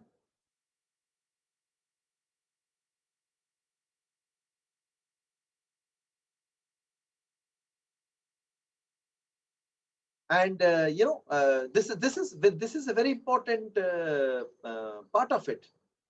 So we should take this entire pandemic period as an opportunity and relevant to the present situation. And it's not like, yes, many a times people often used to say that sir bahut sare problems hai, bahut sare issues hai, bahut sare masle hai. Masle pehle bhi the, aage bhi rahenge. Vartaman mein, I'm not saying that private institutions are too good and public institutions are too bad. All are sailing in one boat. I'm the example. I could able to tell the kind of institutions I have addressed last 1 year, especially last 14 years, I have been advocating this kind of ideas with the people. So what is important is how quickly we adopt the change. Since the technology of online education and all the digital initiatives have the possibilities to revolutionize the higher education. That is very important. I think one should keep in mind. Before I move further, could you please confirm to me that my voice is clear? So very, very clear. Yeah. Madam, can I ask one participant to read these points, please? Sure, sir. So Yeah. yeah. Any delegate who would like to unmute and read these points? Anybody? Would request any delegate to read it out. Yes, shall I read out, ma'am? Yeah. Dr. Kumud would like to read it, sir. Yeah. Yeah, please So, go ahead. technology, always keep in mind. I'm sorry. Technology is not a miraculous cure for educational ailments. So shall I read out all the points? Yes, that's what I said, ma'am. Thank you, sir.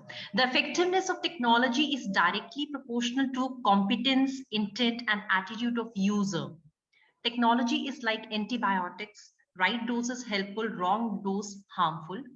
Technology is not only tools, it includes techniques too. Technology is a means, not an end. Thank you very much, ma'am. Thank you, ma'am. So and friends, this is the way pedagogy I'll manage it. So I keep requesting the people to read it, okay? And so that I request, if you are listening to me, instead of troubling the organizers, I can request you, any one of you, if I said yes, please read it. So what is the important message which I've been giving? Yes, technology is an enabler. Technology is a facilitator, but at the same time, uh, the technology can be only the effectiveness if you feel it, and if the teachers must be having the competence, positive intent, and the right attitude. I must tell you one interesting anecdote here. 2 years back, I was invited for a MOOCs workshop in one of a central university in India. An early morning flight I took, and I reached by around 6:30, 7 o'clock. And when I'm checking into the guest house and having a first cup of tea, what I came to know that there was a load shedding. There are totally 95 participants are there, and there was a load shedding, and that was the first day, and there was a huge issues and challenges. People started talking about that. No, this is that is, then all these things would be there. So I uh, you know uh, I definitely, of course, this is a technology, it requires the gadgets, but somehow I think some of the participants were so agitated. They said, no, we want to quit this workshop. No, I don't. That. And of course, it took me some half an hour, 45 minutes of the pep talk, saying that a MOOCs workshop means sitting in front of the laptop with a good speed internet connectivity, pressing the enter button, something will happen. No, that's not the MOOCs workshop. To reach the technology level, and lot of other things need to do it. And I said, look, since I am here, you are there, so हम एक काम करेंगे. If you all agree, see, only two possibilities are there. One possibility is धरना देना, नहीं तो कोसते रहना, कोसते रहना. एक तो दूसरा possibility, please come and sit in my class. Let's join the tables in the. Sorry, there was an urgent call. So we just joined the tables, and initially people was little reluctant to sit. And session was started 9:30 in the morning without power and without PowerPoint. It went up to 1 o'clock. So then afterwards, in the meanwhile, what happened, within 5 to 10 minutes time, the light came, and nobody realized that. I only realized, but I didn't say anything to that. And then finally, the class were 1 o'clock, the meeting was completed. First part is when we went for a lunch, and the second part, when 2 o'clock, when we meet. And I said, shall we switch on? With the light came, but everybody vehemently said, no, sir, we don't want to. Better not to start the PowerPoint, because I think what I am trying to say is a very, very important subtle message, which I just want to show you on your screen. Is this? You must be knowing it. What this is a very famous quote of Albert Einstein, which is said, I quote, I do not teach anyone. I only provide the environment in which they can learn. So, taking a cue from Albert Einstein, in that adverse conditions of 95 faculty members, majority of them are professors, majority of them are associate professors, and even administrators were also there. So, what was happened over there is they took it in such a way. They took it this one and such a. So I just only created the environment. So what is important to me is setting up of the environment is very important to do the needful. Why do we set up the environment? Because of this reason. Why do we set up the environment is because of this reason. If you look at this screen, there are two important components which you could able to see on your screen. One is on centralized learning, or we enter call as a push mode of a learning. We call it as a push mode of a learning. So the teacher will be there in the center and they used to push. In the second part, the learner will be there in the center. We call it as a learner-centric or learning-centric environment. Yes, of course, teacher, the classroom, the teacher, the peer learning is very important. But apart from that, the teacher has to create the environment so that the learning can happen. The learner can pull the information from several sources like self-paced courses, webcasting, public internet, knowledge databases, virtual classes, third-party data, peer-to-peer, online and online mentoring, skill assessment, and there are several tools to learn something application level of understanding. So what is important to me is to change from this one, even the new educational policy. You remember that last year during the Shiksha Parv time, the Honorable Prime Minister, the Honorable Human Resource Development Minister, and they also stressed upon these factors which are going to be. So what is important to be understood about this? First of all, when I'm talking about the blended learning environment, so what is this blend which I've been talking about? So the blended learning is generally applied to the practice of using both online in-person learning experiences when teaching the students. They are also called as a hybrid learning. But what is more important to me is these two paragraphs. I request you to kindly pay attention on your screen.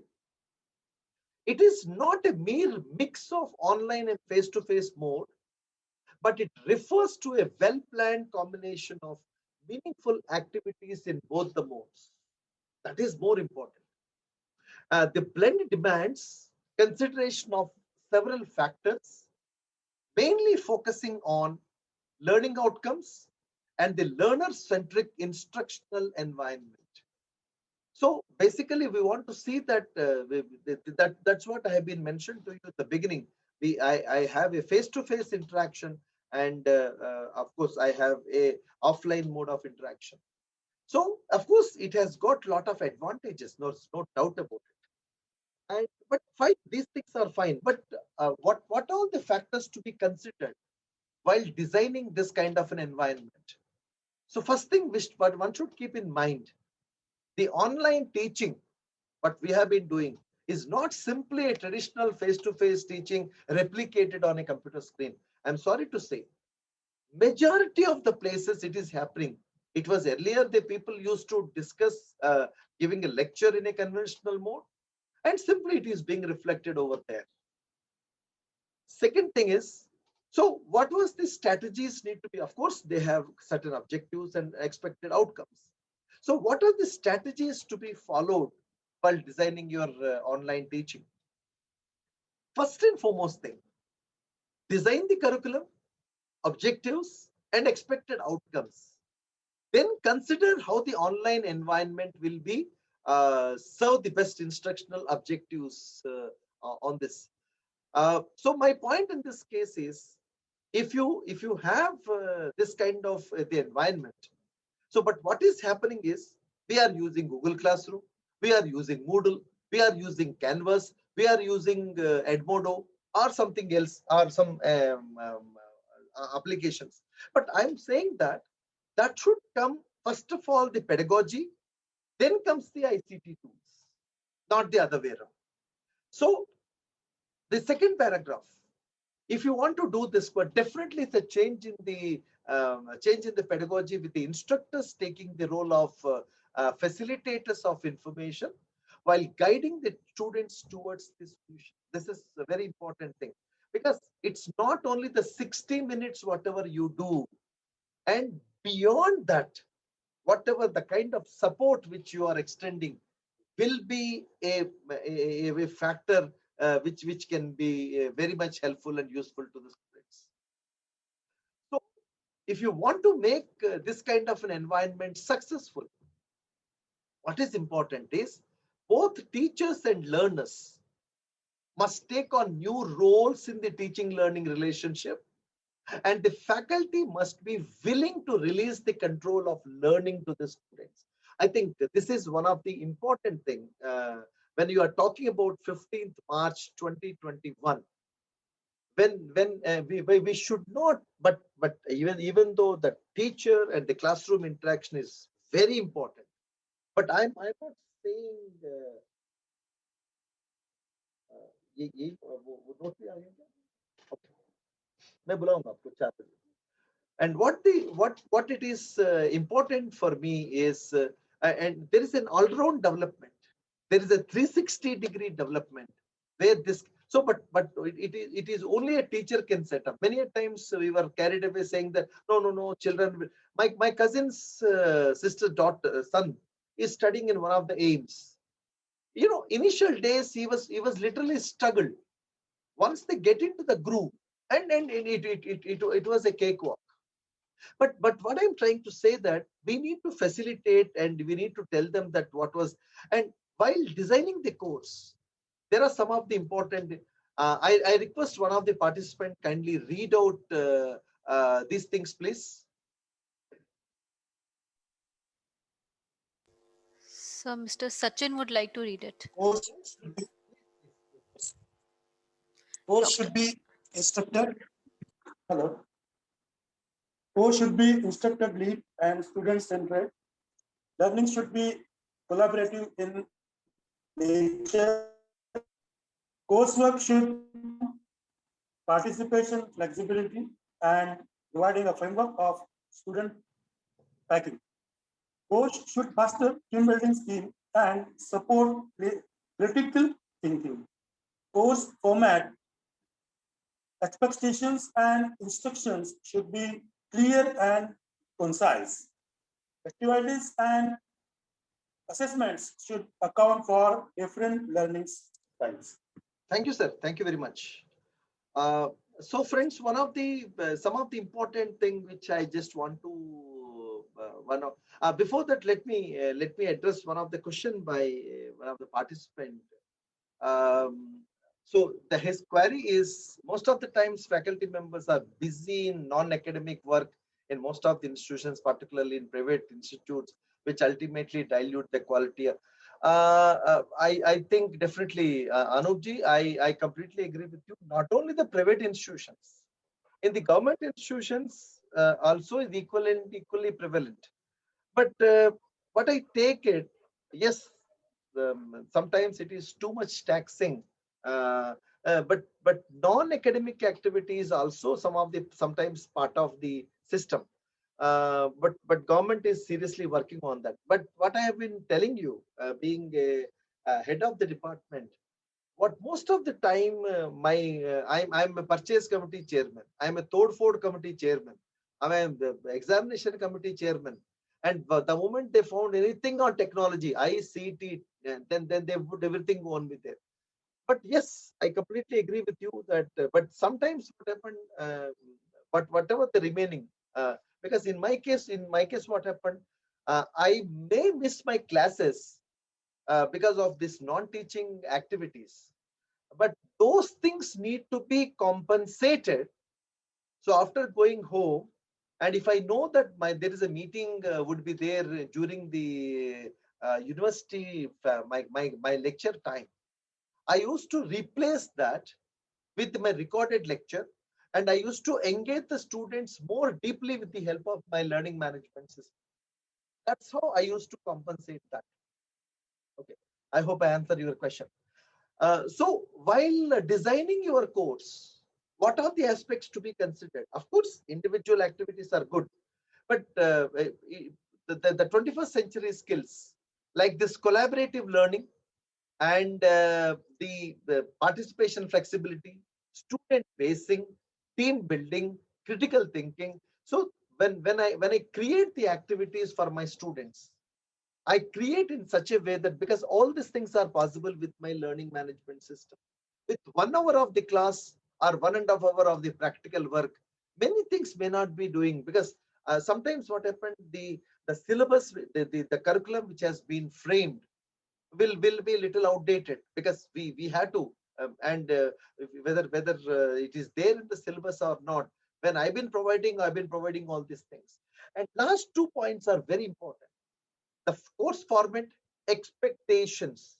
What is the role I am going to play? What is the role they are going to play? And the instruction should be clear and concise. There is no ambiguity in my talk, very clearly. And very importantly, activities and assessments. This is, unfortunately, many institutions are not taking care of this. Whether, even though students are coming from the different parts of India, but one thing what we have noticed is the learning styles may be different. Some of the slow learners, some of the average learners, some of the gifted learners, some of the problem, some of them are introverts, some of them are extroverts. Language is a big problem. I generally used to take my classes in English, Hindi plus English and English plus Hindi, because my logic is pretty simple. If my students and myself are comfortable, why should we least bothered about what others? Because predominantly, sometimes, some students are having some difficulties to, the purpose of speaking in multiple languages is to, the message should be loud and clear to all of them. And so activities and assessments, since so much heterogeneity is plan in this case, is the activities and assessments we can plan. And others may not be knowing that what are the typical activities has been planned for these students and all. So, okay, the centralized and this is very important. Now, let's try to understand the core components of blended learning. This is what, this is where I wish to focus on that. So, it's like 3 sides of a triangle. And one side is computer hardware, second side is software, third side is humanware. So, and please try to understand that the hardware primarily consisting of laptop, desktop, smartphone, webcam, microphone, and writing devices. Yes, laptop and desktop is more convenient for even content production purposes and content dissemination purposes. Smartphone is only to just give a lecture kind of a thing. Not it may not be proper to do many things. And webcam and microphone, yes, absolutely, I have been telling. Webcam को manage कैसे करना है, microphone को कब of करना है, कब on करना है, क्योंकि कई बार मैं ये देख के हैरान हो जाता हूँ, कई सारे टीचर्स जो है उनको वेबकैम और माइक्रोफोन चलाना नहीं आता है, तो बच्चों के ऊपर गुस्सा कर लेते हैं कि ये नहीं हो रहे, वो नहीं हो रहे. My point in this case is it is a learning, we are in the learning path. We never imagined that almost 1 साल complete year इसके अंदर चले जाएगा. So, but what I've been trying to say that these things need to be learned. Now, coming to the software part, which is I'm only concerned about the blended learning environment. Yes, that is something like one is about the synchronous learning platform. I request one participant to kindly read the 4 lines, please.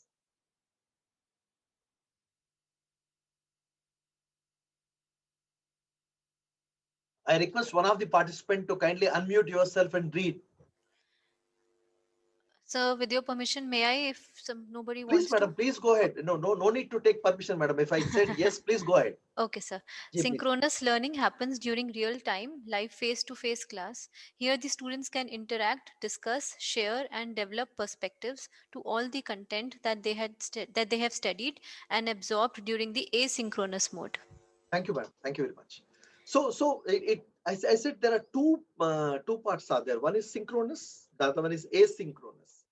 And the synchronous learning, the examples are the Skype, Zoom, Google Meet, Jitsi, WebEx, GoToMeeting, Microsoft Teams, and tomorrow our face-to-face conventional classroom is also part of that. So the problem is what is the functioning which we are expecting in this synchronous learning happens during the real time, but here the students. So what is the environment the teacher is teaching? Okay, fine, that's okay. But what is happening is the teacher knows very well that he is having only 1 hour, he or she will be having a 1 hour time.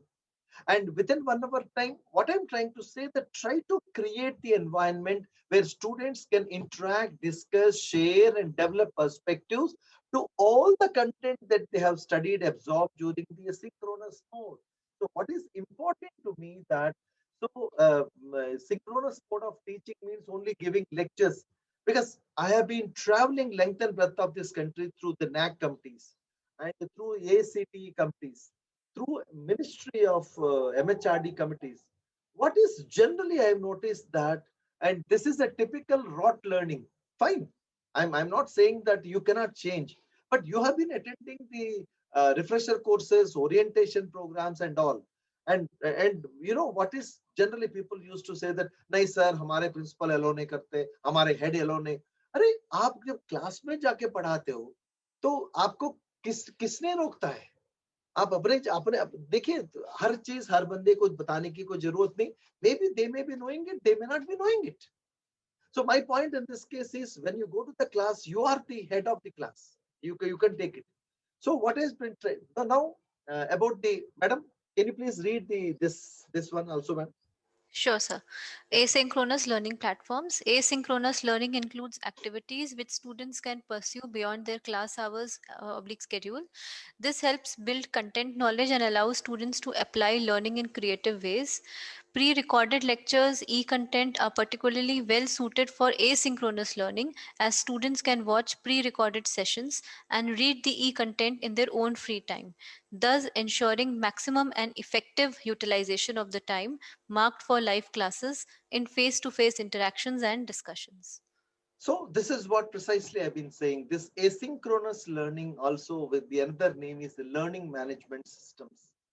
And of course, the best example is Moodle is one best example. Google Classroom, Canvas, Edmodo, even our Swayam platform, which was built on the course builder, Google Course Builder, is a big learning management system. So what is why we want to use this? So asynchronous learning includes the activities which student can pursue beyond the class hours and schedule. Means the teachers in the teacher's lesson plan, there should be what is the generally what happened. We will give and then but what I have been hearing that हम WhatsApp पे link भेजेंगे.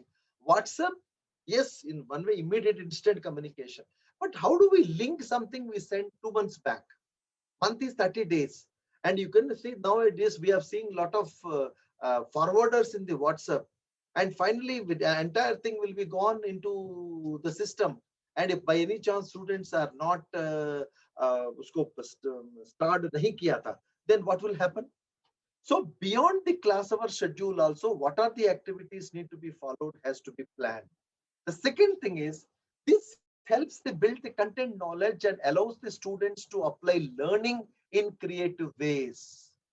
And so that what happened, whatever the teacher can able, because many a times what happened, I'm getting only 1 hour time. So if you engage the students before the class, and the 1 hour time is a too good time, so you can do many things. And you require the resources here. And at the same time, not only the resources, teacher must be clear about the lesson plan, expected outcome, and very well about the objectives. So the pre-recorded lectures and e-content particularly well suited so that we ensure pre-recorded lectures. So what is important is, again, I'm telling you what Albert Einstein has said. So the teacher has to set up the environment. The teacher has to set up the ball rolling first.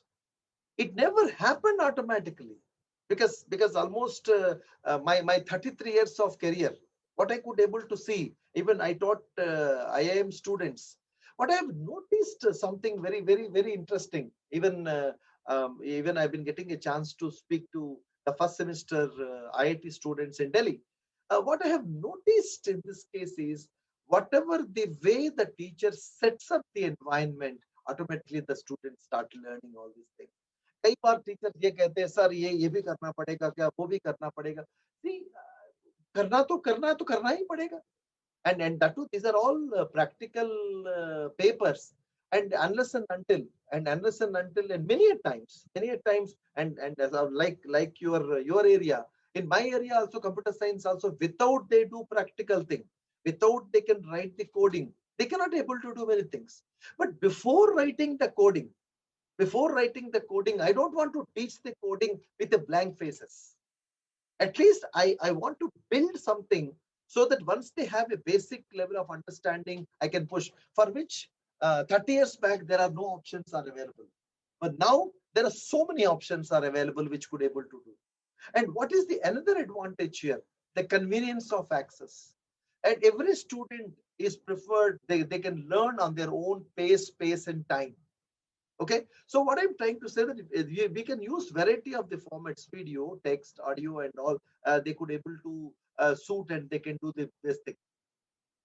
The next point is opportunity for collaborative learning. This is very important thing which has to be encouraged by the teachers, even in the Swayam platform also.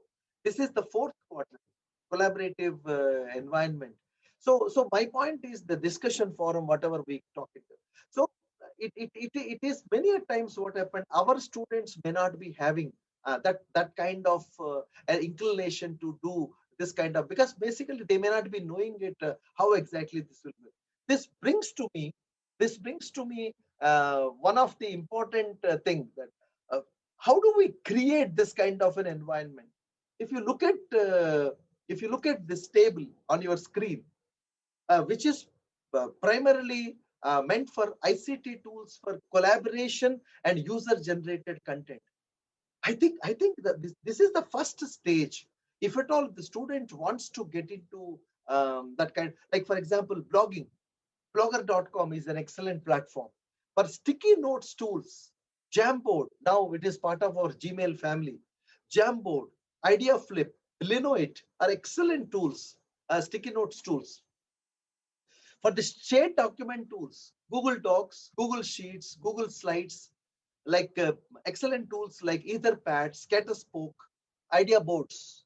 And for the concept mapping and mind mapping, so for providing the hierarchical structure, Miro, Google Mapping, Google Drawing, Concept Board, Google, and Bubble.us.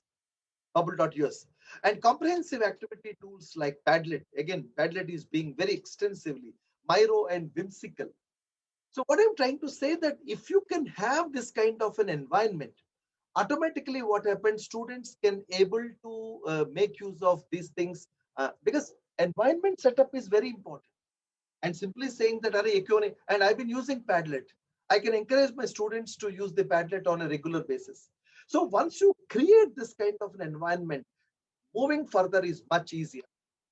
Coming to the human wear, very important, the role of a teacher, because teachers are playing a very crucial role. I completely agree with that. Artificial intelligence and many things are definitely is going to change, and there are all the disruptive technologies in the 21st century. But again, still in India, because a lot of gaps. Last 14 years, I have been talking about all these things, traveling length and breadth of this country. But when it is when the reality really it is happening, when suddenly a small virus which is disrupted our entire system. So what are the things expected from the teacher? Very good subject knowledge. Number two, and thorough understanding of the blended learning and ecosystem. And third important thing is necessary competencies for designing, developing, and delivering blended learning classes, BL learning environment. And course planning and organization, verbal and non-verbal presentation skills, collaborative teamwork, questioning strategies, involving students and coordinating their activities. Many times people often used to say that, no, online is not feasible for here, online. I completely agree, nothing is feasible, but tell me what is the option? And one of my good friend, he has working in Hyderabad. He has created a wonderful environment of AR environment, and where actually I, being an engineering student, he put all the gadgets, and I was part of a virtual operation which has been conducted, and it was such a way it has been done. All the things have been recorded, and they have been part of the reading material as such. So things are possible, but only thing is there are lot many factors, but ultimately wherever you want to take, teachers are very important. Ultimately, that's where we just come out. Now, then this next important point is about the pedagogy. So there are so many pedagogies which is supporting the blended learning environment. One of the pedagogical model which is having a lot of relevance in our this particular environment is the flipped classroom environment, where moving teacher's role is moving from sage on the stage to the guide on the side. If you look at, can I request one delegate to read the definition, please?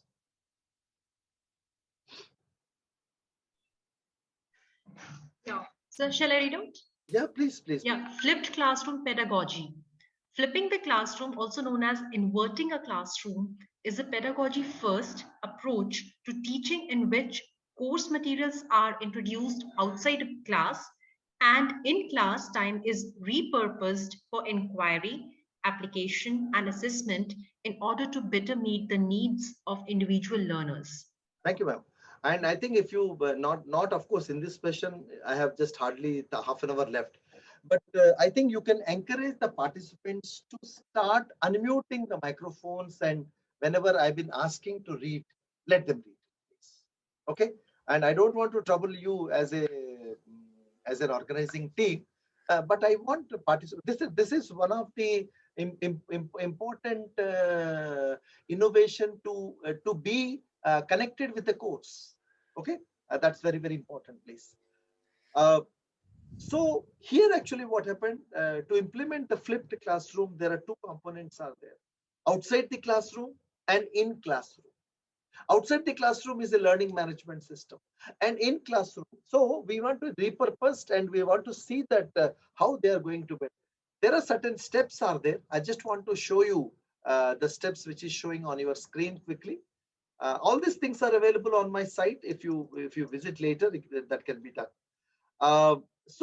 Basically, what is important in the nutshell, I'm just going to explain some of the things here. To set up the flipped classroom, there are totally 6 steps are there. So first of all, the teacher must be clear about the lesson plan, the objectives, and expected. I've been using this one not only for my theoretical classes, I've been using very extensively for my practical classes also. Understand carefully, because the kind of resources are available, and the kind of resources I am preparing for my this particular thing could be very much helpful. So first of all, we should be clear about the objectives. What is the topic? What is the objective? What was the expected outcome? And what was the how the lesson plan need to be planned? And then comes the resources. And unfortunately, we were told from the day one, resources need to be created. But I'm totally against the resource creation in the first instance. Let's try to use the resources available in some standard sources like Government of India, ICT initiatives. Many state governments are already created a very good initiatives also. I want to see that whether the material is available. Alternately, there is a Creative Commons licensing sources are there. We call it as OER, Open Educational Resources. The materials are available there, and we want to see that whether it is being available there or not. And one of the important thing which I just want to bring to your kind attention as far as the OER is concerned, there is a small, just two slides I just want to asking you to read for a minute. First of all, try to understand what is this OER as such. You please read yourself.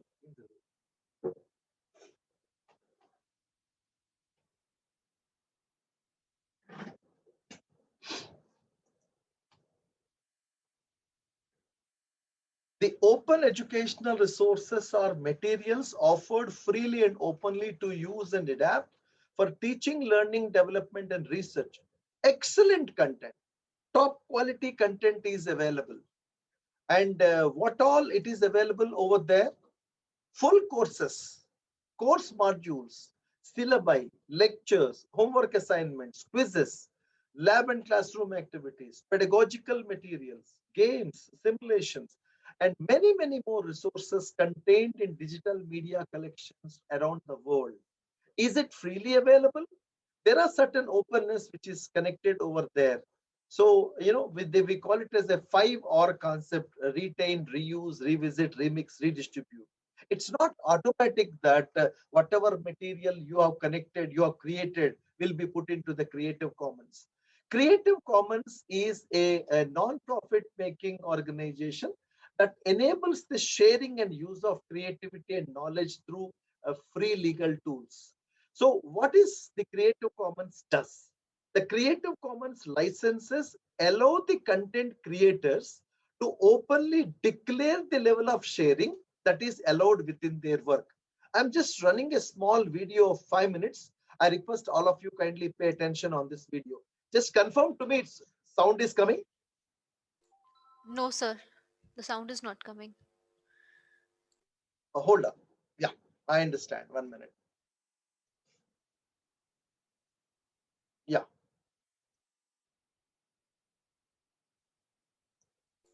Have you ever wondered how to Kindly confirm now? download and share digital Yes, sir, it content is coming. easily? Yeah. How do you Please go let through it. people know that you want them to reuse your own work? Creative Commons licenses can help you do both. We'll show you how. Our world's exploded with digital opportunities. Now we can communicate, share, and work together using the exceptional distribution network that is the Internet. Information and content can fly between us in exciting new ways. But it's important to know that when something is created, say a photo, a document, or a music track, it's automatically protected by copyright. Copyright enables people to say who can share and reuse their creations. You must always obtain someone's permission before sharing or reusing their work, even when it's posted online.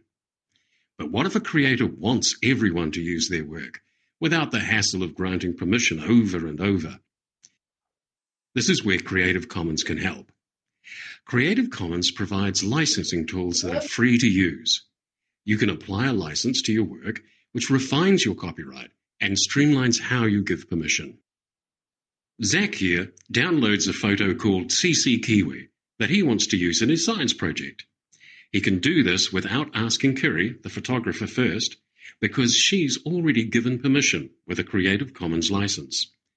Kiri's license is legally robust, but easy for Zach to understand. She's told the world, including Zach, that they can use CC Kiwi as long as they acknowledge her as the original photographer. There are more rules Kiri could have included. Creative Commons licenses are made up of license elements. You can think of them as rules, and each have their own special symbol. This is attribution. It means that Zach must acknowledge Kiri when he publishes his science project containing her photo. This is non-commercial. It means no one else but Kiri is permitted to make money from CC Kiwi. Tim wants to print the photo onto T-shirts and distribute them to friends. He can do this, but he must not sell them. This is no derivatives, and it means that Kiri hasn't given permission to change her photo. Kate can use CC Kiwi on her design blog, but will need to ask Kiri before retouching or mixing up the image. And this is share alike. It means new creations that use CC Kiwi need to carry the same license. Jack incorporates his own remix of CC Kiwi in his video installation, but he must share the work under the same terms that Kiri has. Each Creative Commons license gives permission to share and includes the attribution rule. So people who find your Creative Commons licensed work are automatically allowed to share it, but are required to acknowledge you if they do. The other three license elements are optional, and you can choose which ones to add, if any. Here are the 6 combinations that make up Creative Commons licenses. The difference between them is how many rules apply when someone wishes to use your work. The attribution license allows reusers the most freedom, and the attribution non-commercial no derivatives license allows the least freedom. The attribution license and the attribution share alike licenses are sometimes referred to as free cultural works approved licenses. These three licenses restrict commercial use of a work. And these two licenses do not give permission for adapting or remixing. These two licenses require new works to be licensed under the same terms. To choose and apply one of these licenses, and to view their terms in more detail, visit us at creativecommons.org.nz.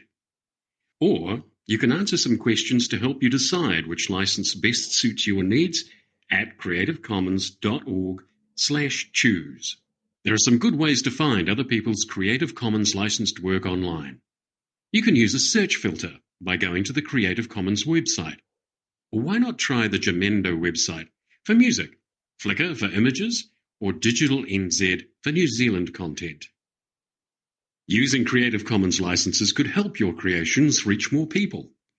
Maybe you want to connect with others across the globe and take turns at improving a report. Or maybe you just want to have fun, remixing someone else's work. Whatever reason you have to share your work, you'll find there are scientists, educators, companies, and public agencies who are using Creative Commons. By opening up permission, just imagine how much we can achieve. Collaborating on what we hold in common, being open about big decisions, and finding solutions in the spaces between us. Let's work together, confidently and legally. It's good to share with Creative Commons. Okay, so fine, this idea is okay, but I have something else to say here. Okay, I don't want to repeat all these things because it has been mixed. Yeah. Now I request all of you kindly, because yes, resources are very important. Resources, we can use the pre-recorded lectures from the any sources. But what is more important to me?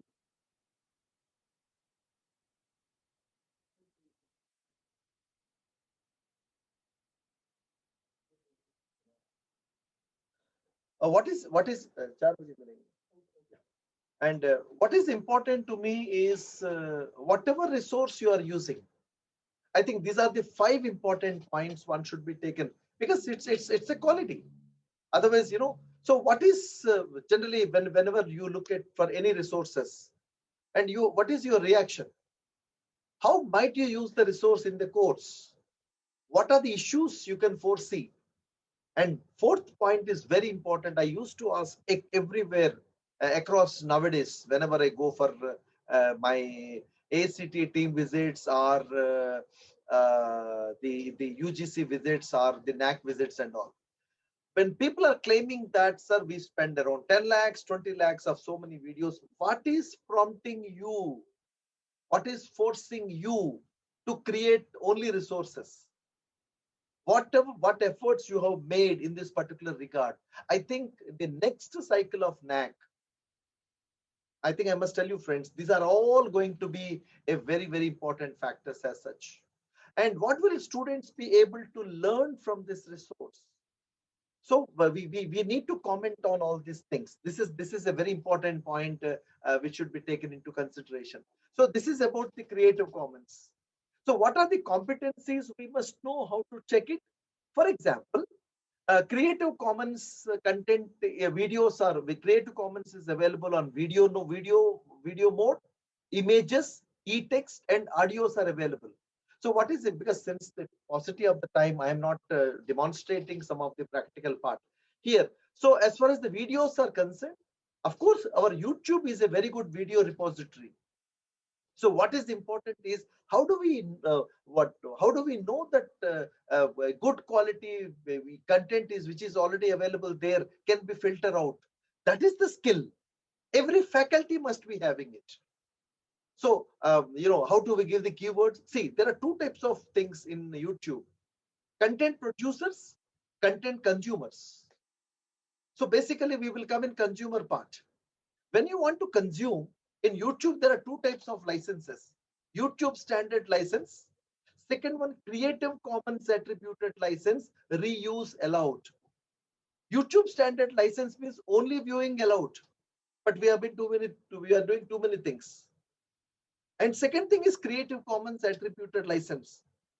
That is one part. Okay, searching is a mechanical job, fine.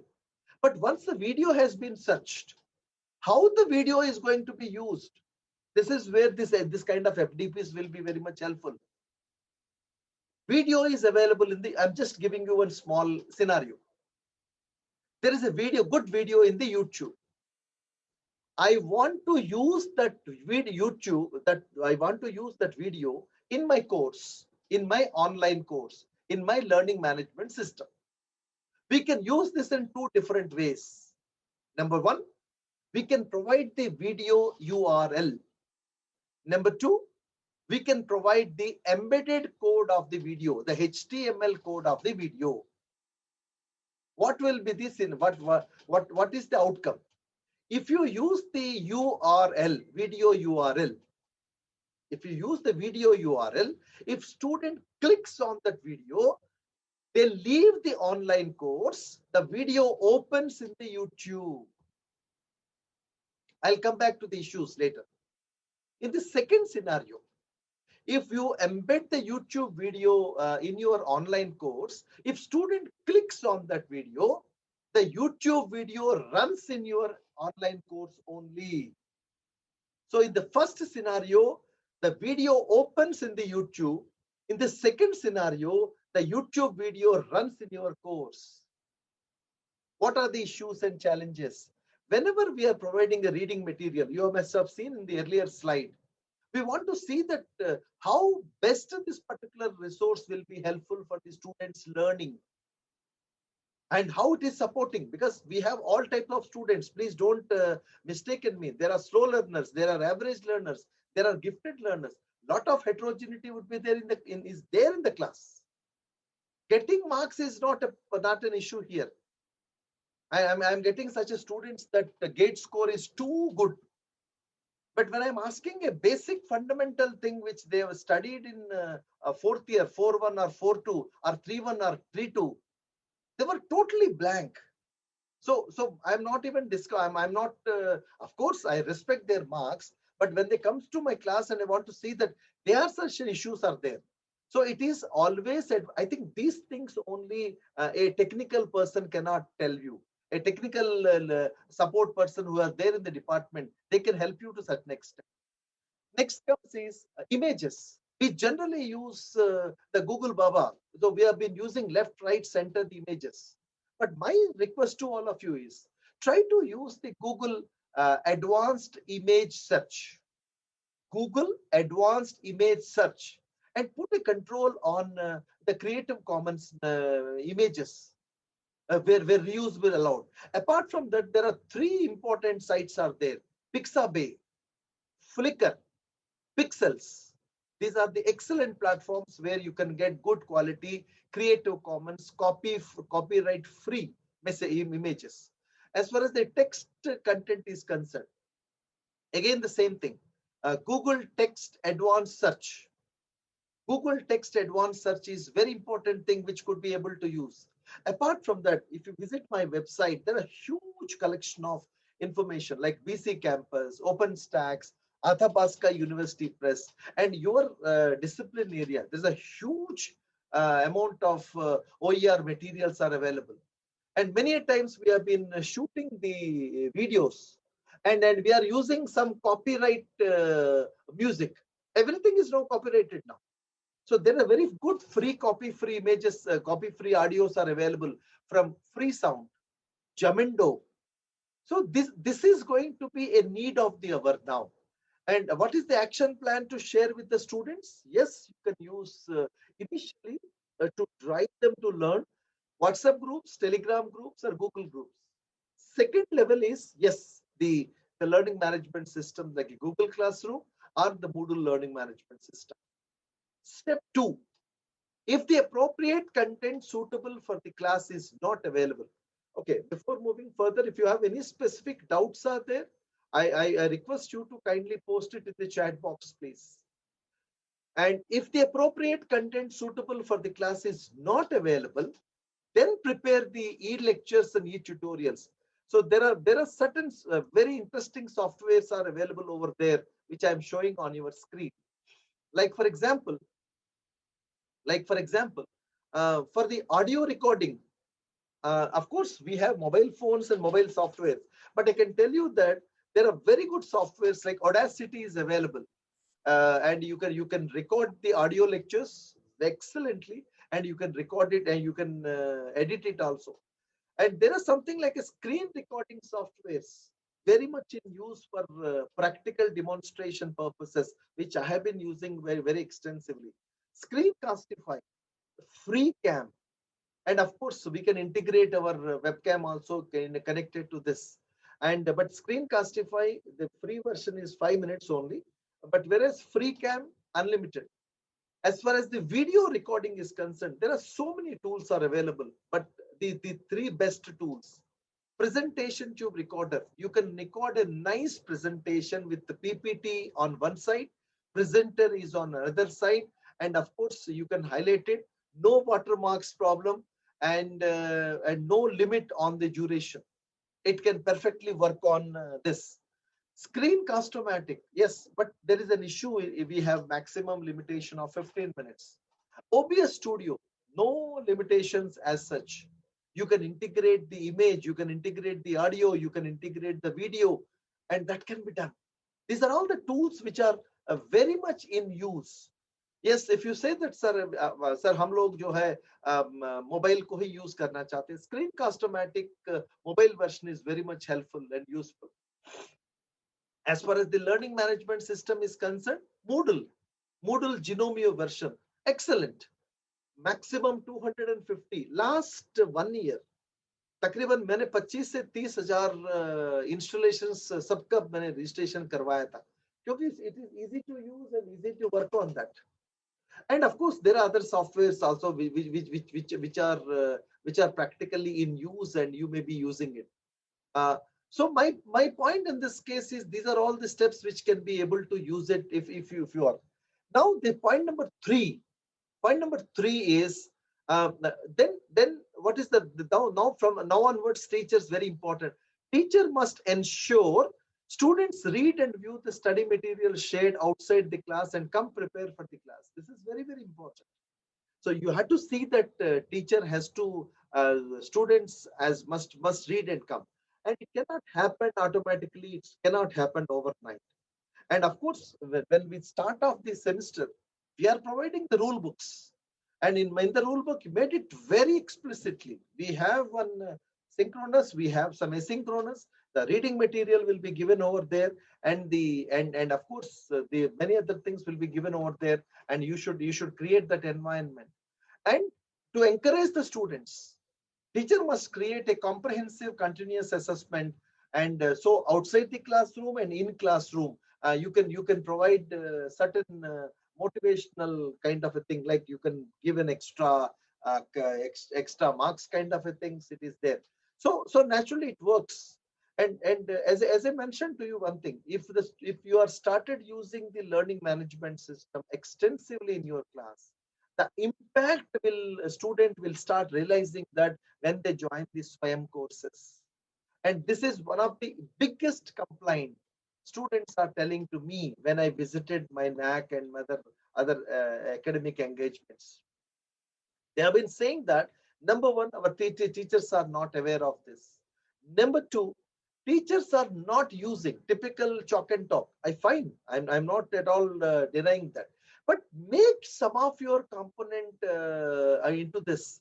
And last but not, and point number 5, teacher must ensure the class time is devoted to applied learning activities and more higher order thinking tasks. So if the students can able to read and they come to the class, I think this is what typically a teacher can do. And step 6, teacher must create a virtual support system for extended hand-holding with moderation and support from the teachers and peers as and when required. And this brings to me one of the important point. Yeah, will you provide the practical use of this software? Is too lengthy topics, difficult to follow this in a short time.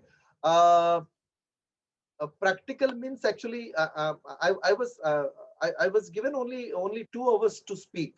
I think if the organizers can extend me another 2 hours, at least 2 to 4 hours, I'll definitely do the gentleman. Okay, I don't know whether this is the answer to.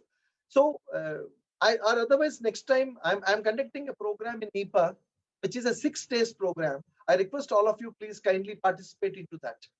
Okay, so it will be a little difficult for me to put many things in, because here basically my idea is to throw some of the ideas here.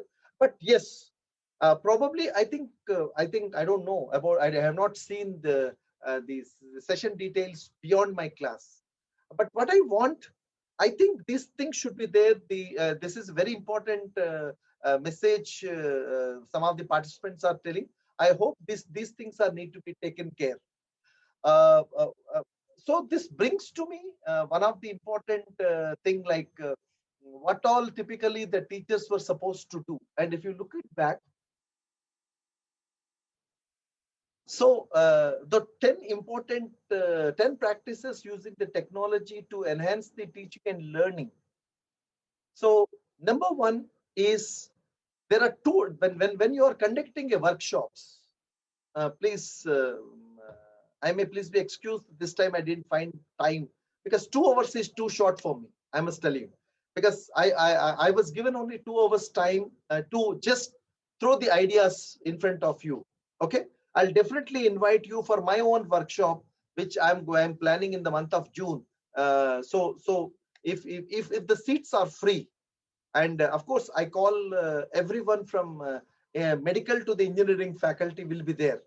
Okay, so you please join and you can see. But my only condition is, if you could able to spend 12 to 14 hours in a day, and it's a complete, it will be having two important components, both conceptual understanding and technical hands-on exposure.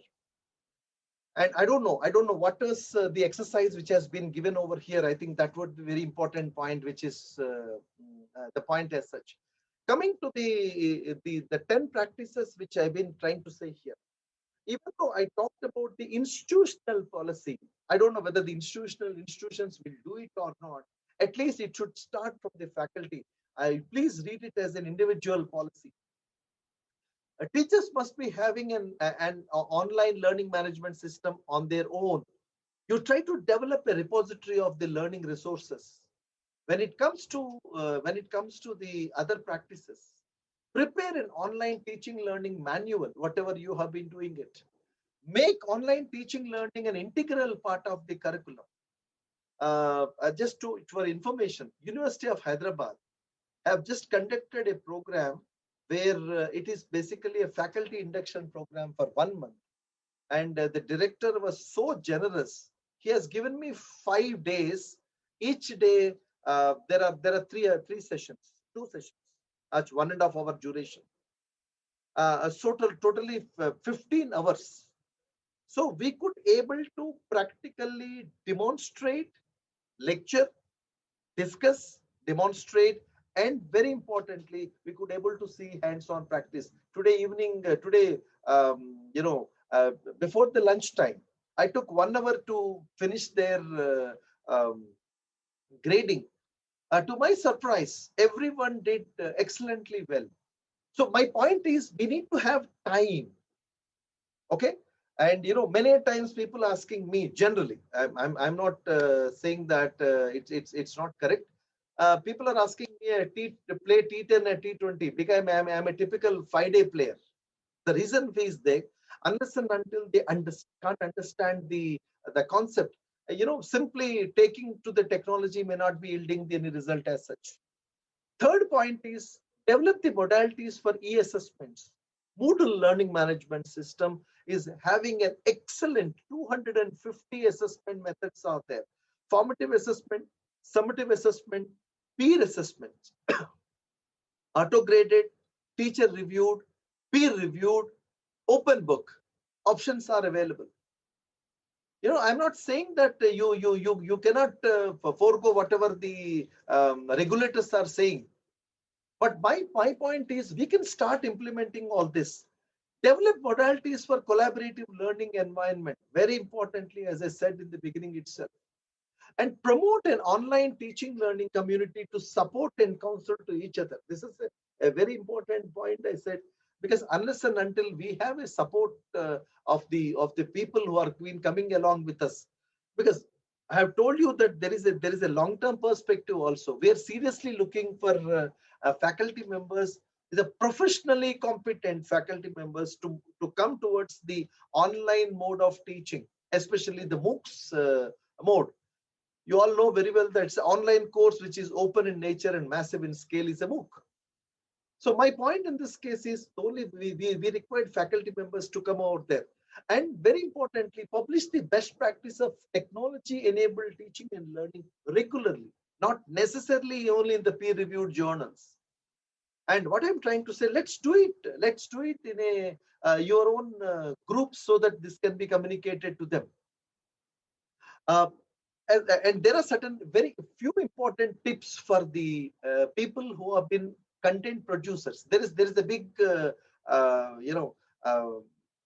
some hesitation. Many of the faculty members saying that no, our videos are there in the public. Are we doing to do it? Yes, of course. But what is important is if you are a producer of the video, and number one, and if you want to disseminate your content, understand these 6 important things. Number one is privacy. When you are uploading something in the YouTube, which privacy option you want to take? Public, private, unlisted. Public means everything public. Private is fully private.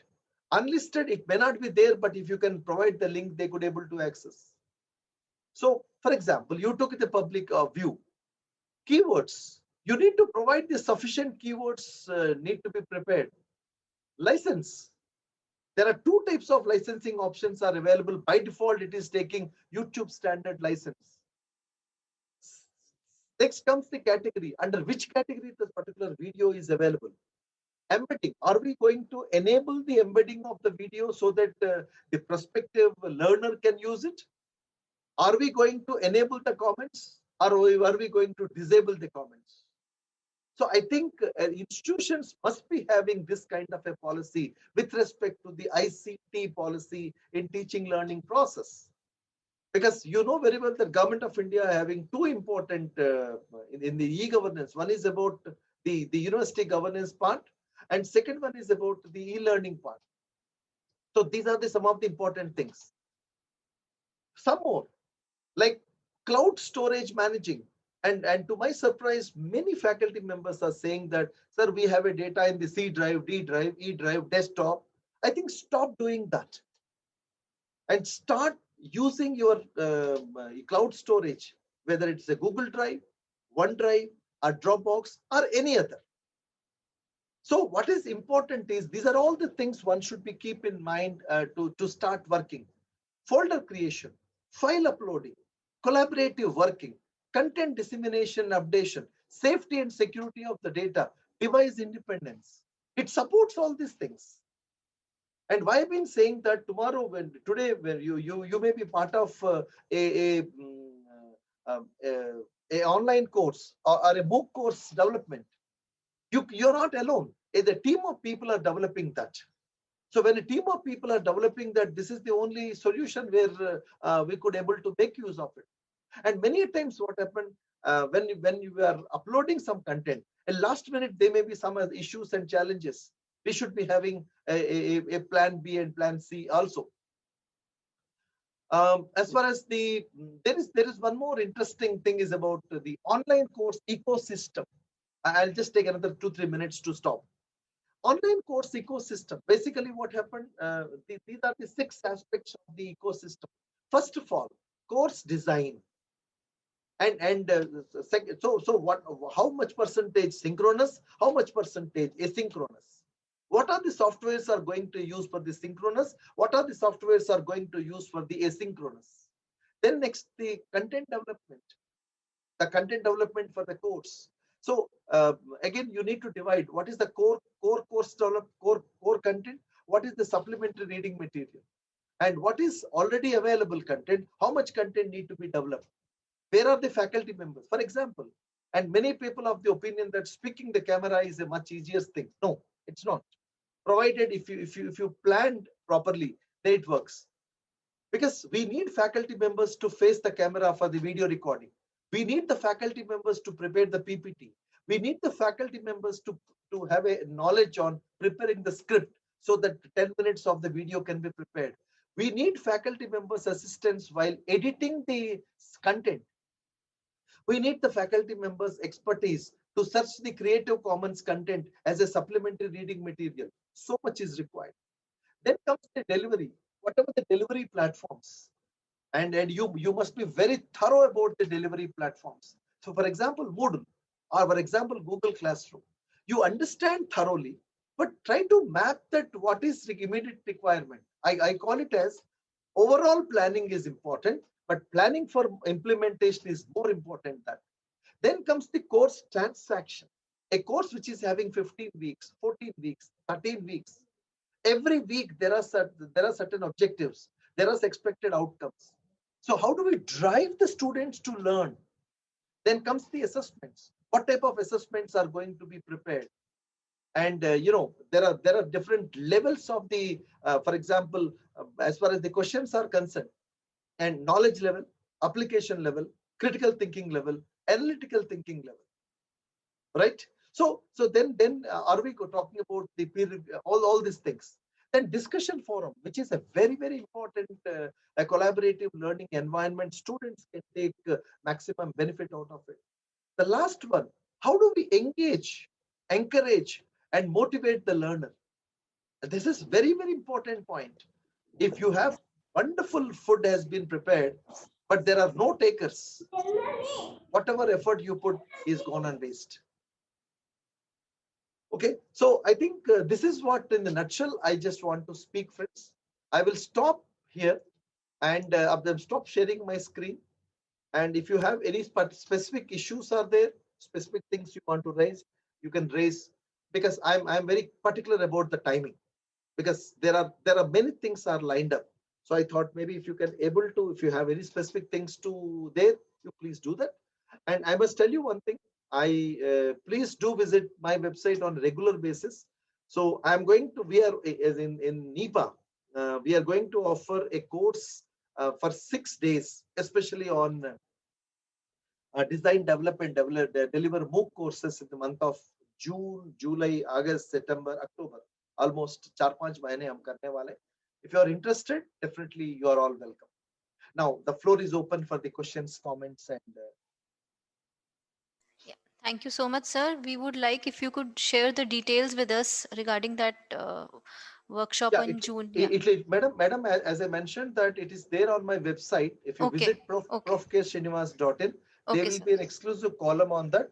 And of course, my university website also, nipa.ac.in, you'll get all the information. Sure, sir. Sure. And but the only one condition, madam, actually this per day will be spending 12 to 14 hours. Okay. Both even in the virtual classes, even in the face-to-face also. Only people who are really interested to spend that much time over here or in a virtual mode also, all are welcome. Okay. Anybody who has any query may put it in the chat box, or maybe unmute and ask, sir, if anybody wants to ask. Anyone?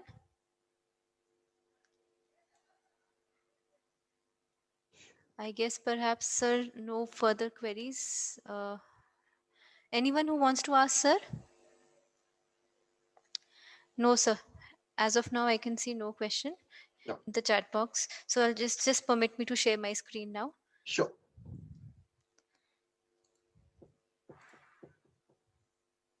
So thank you so much, sir. And yes, you very rightly mentioned we must make use of this pandemic period as an opportunity and adapt ourselves to this transition or this change that has happened.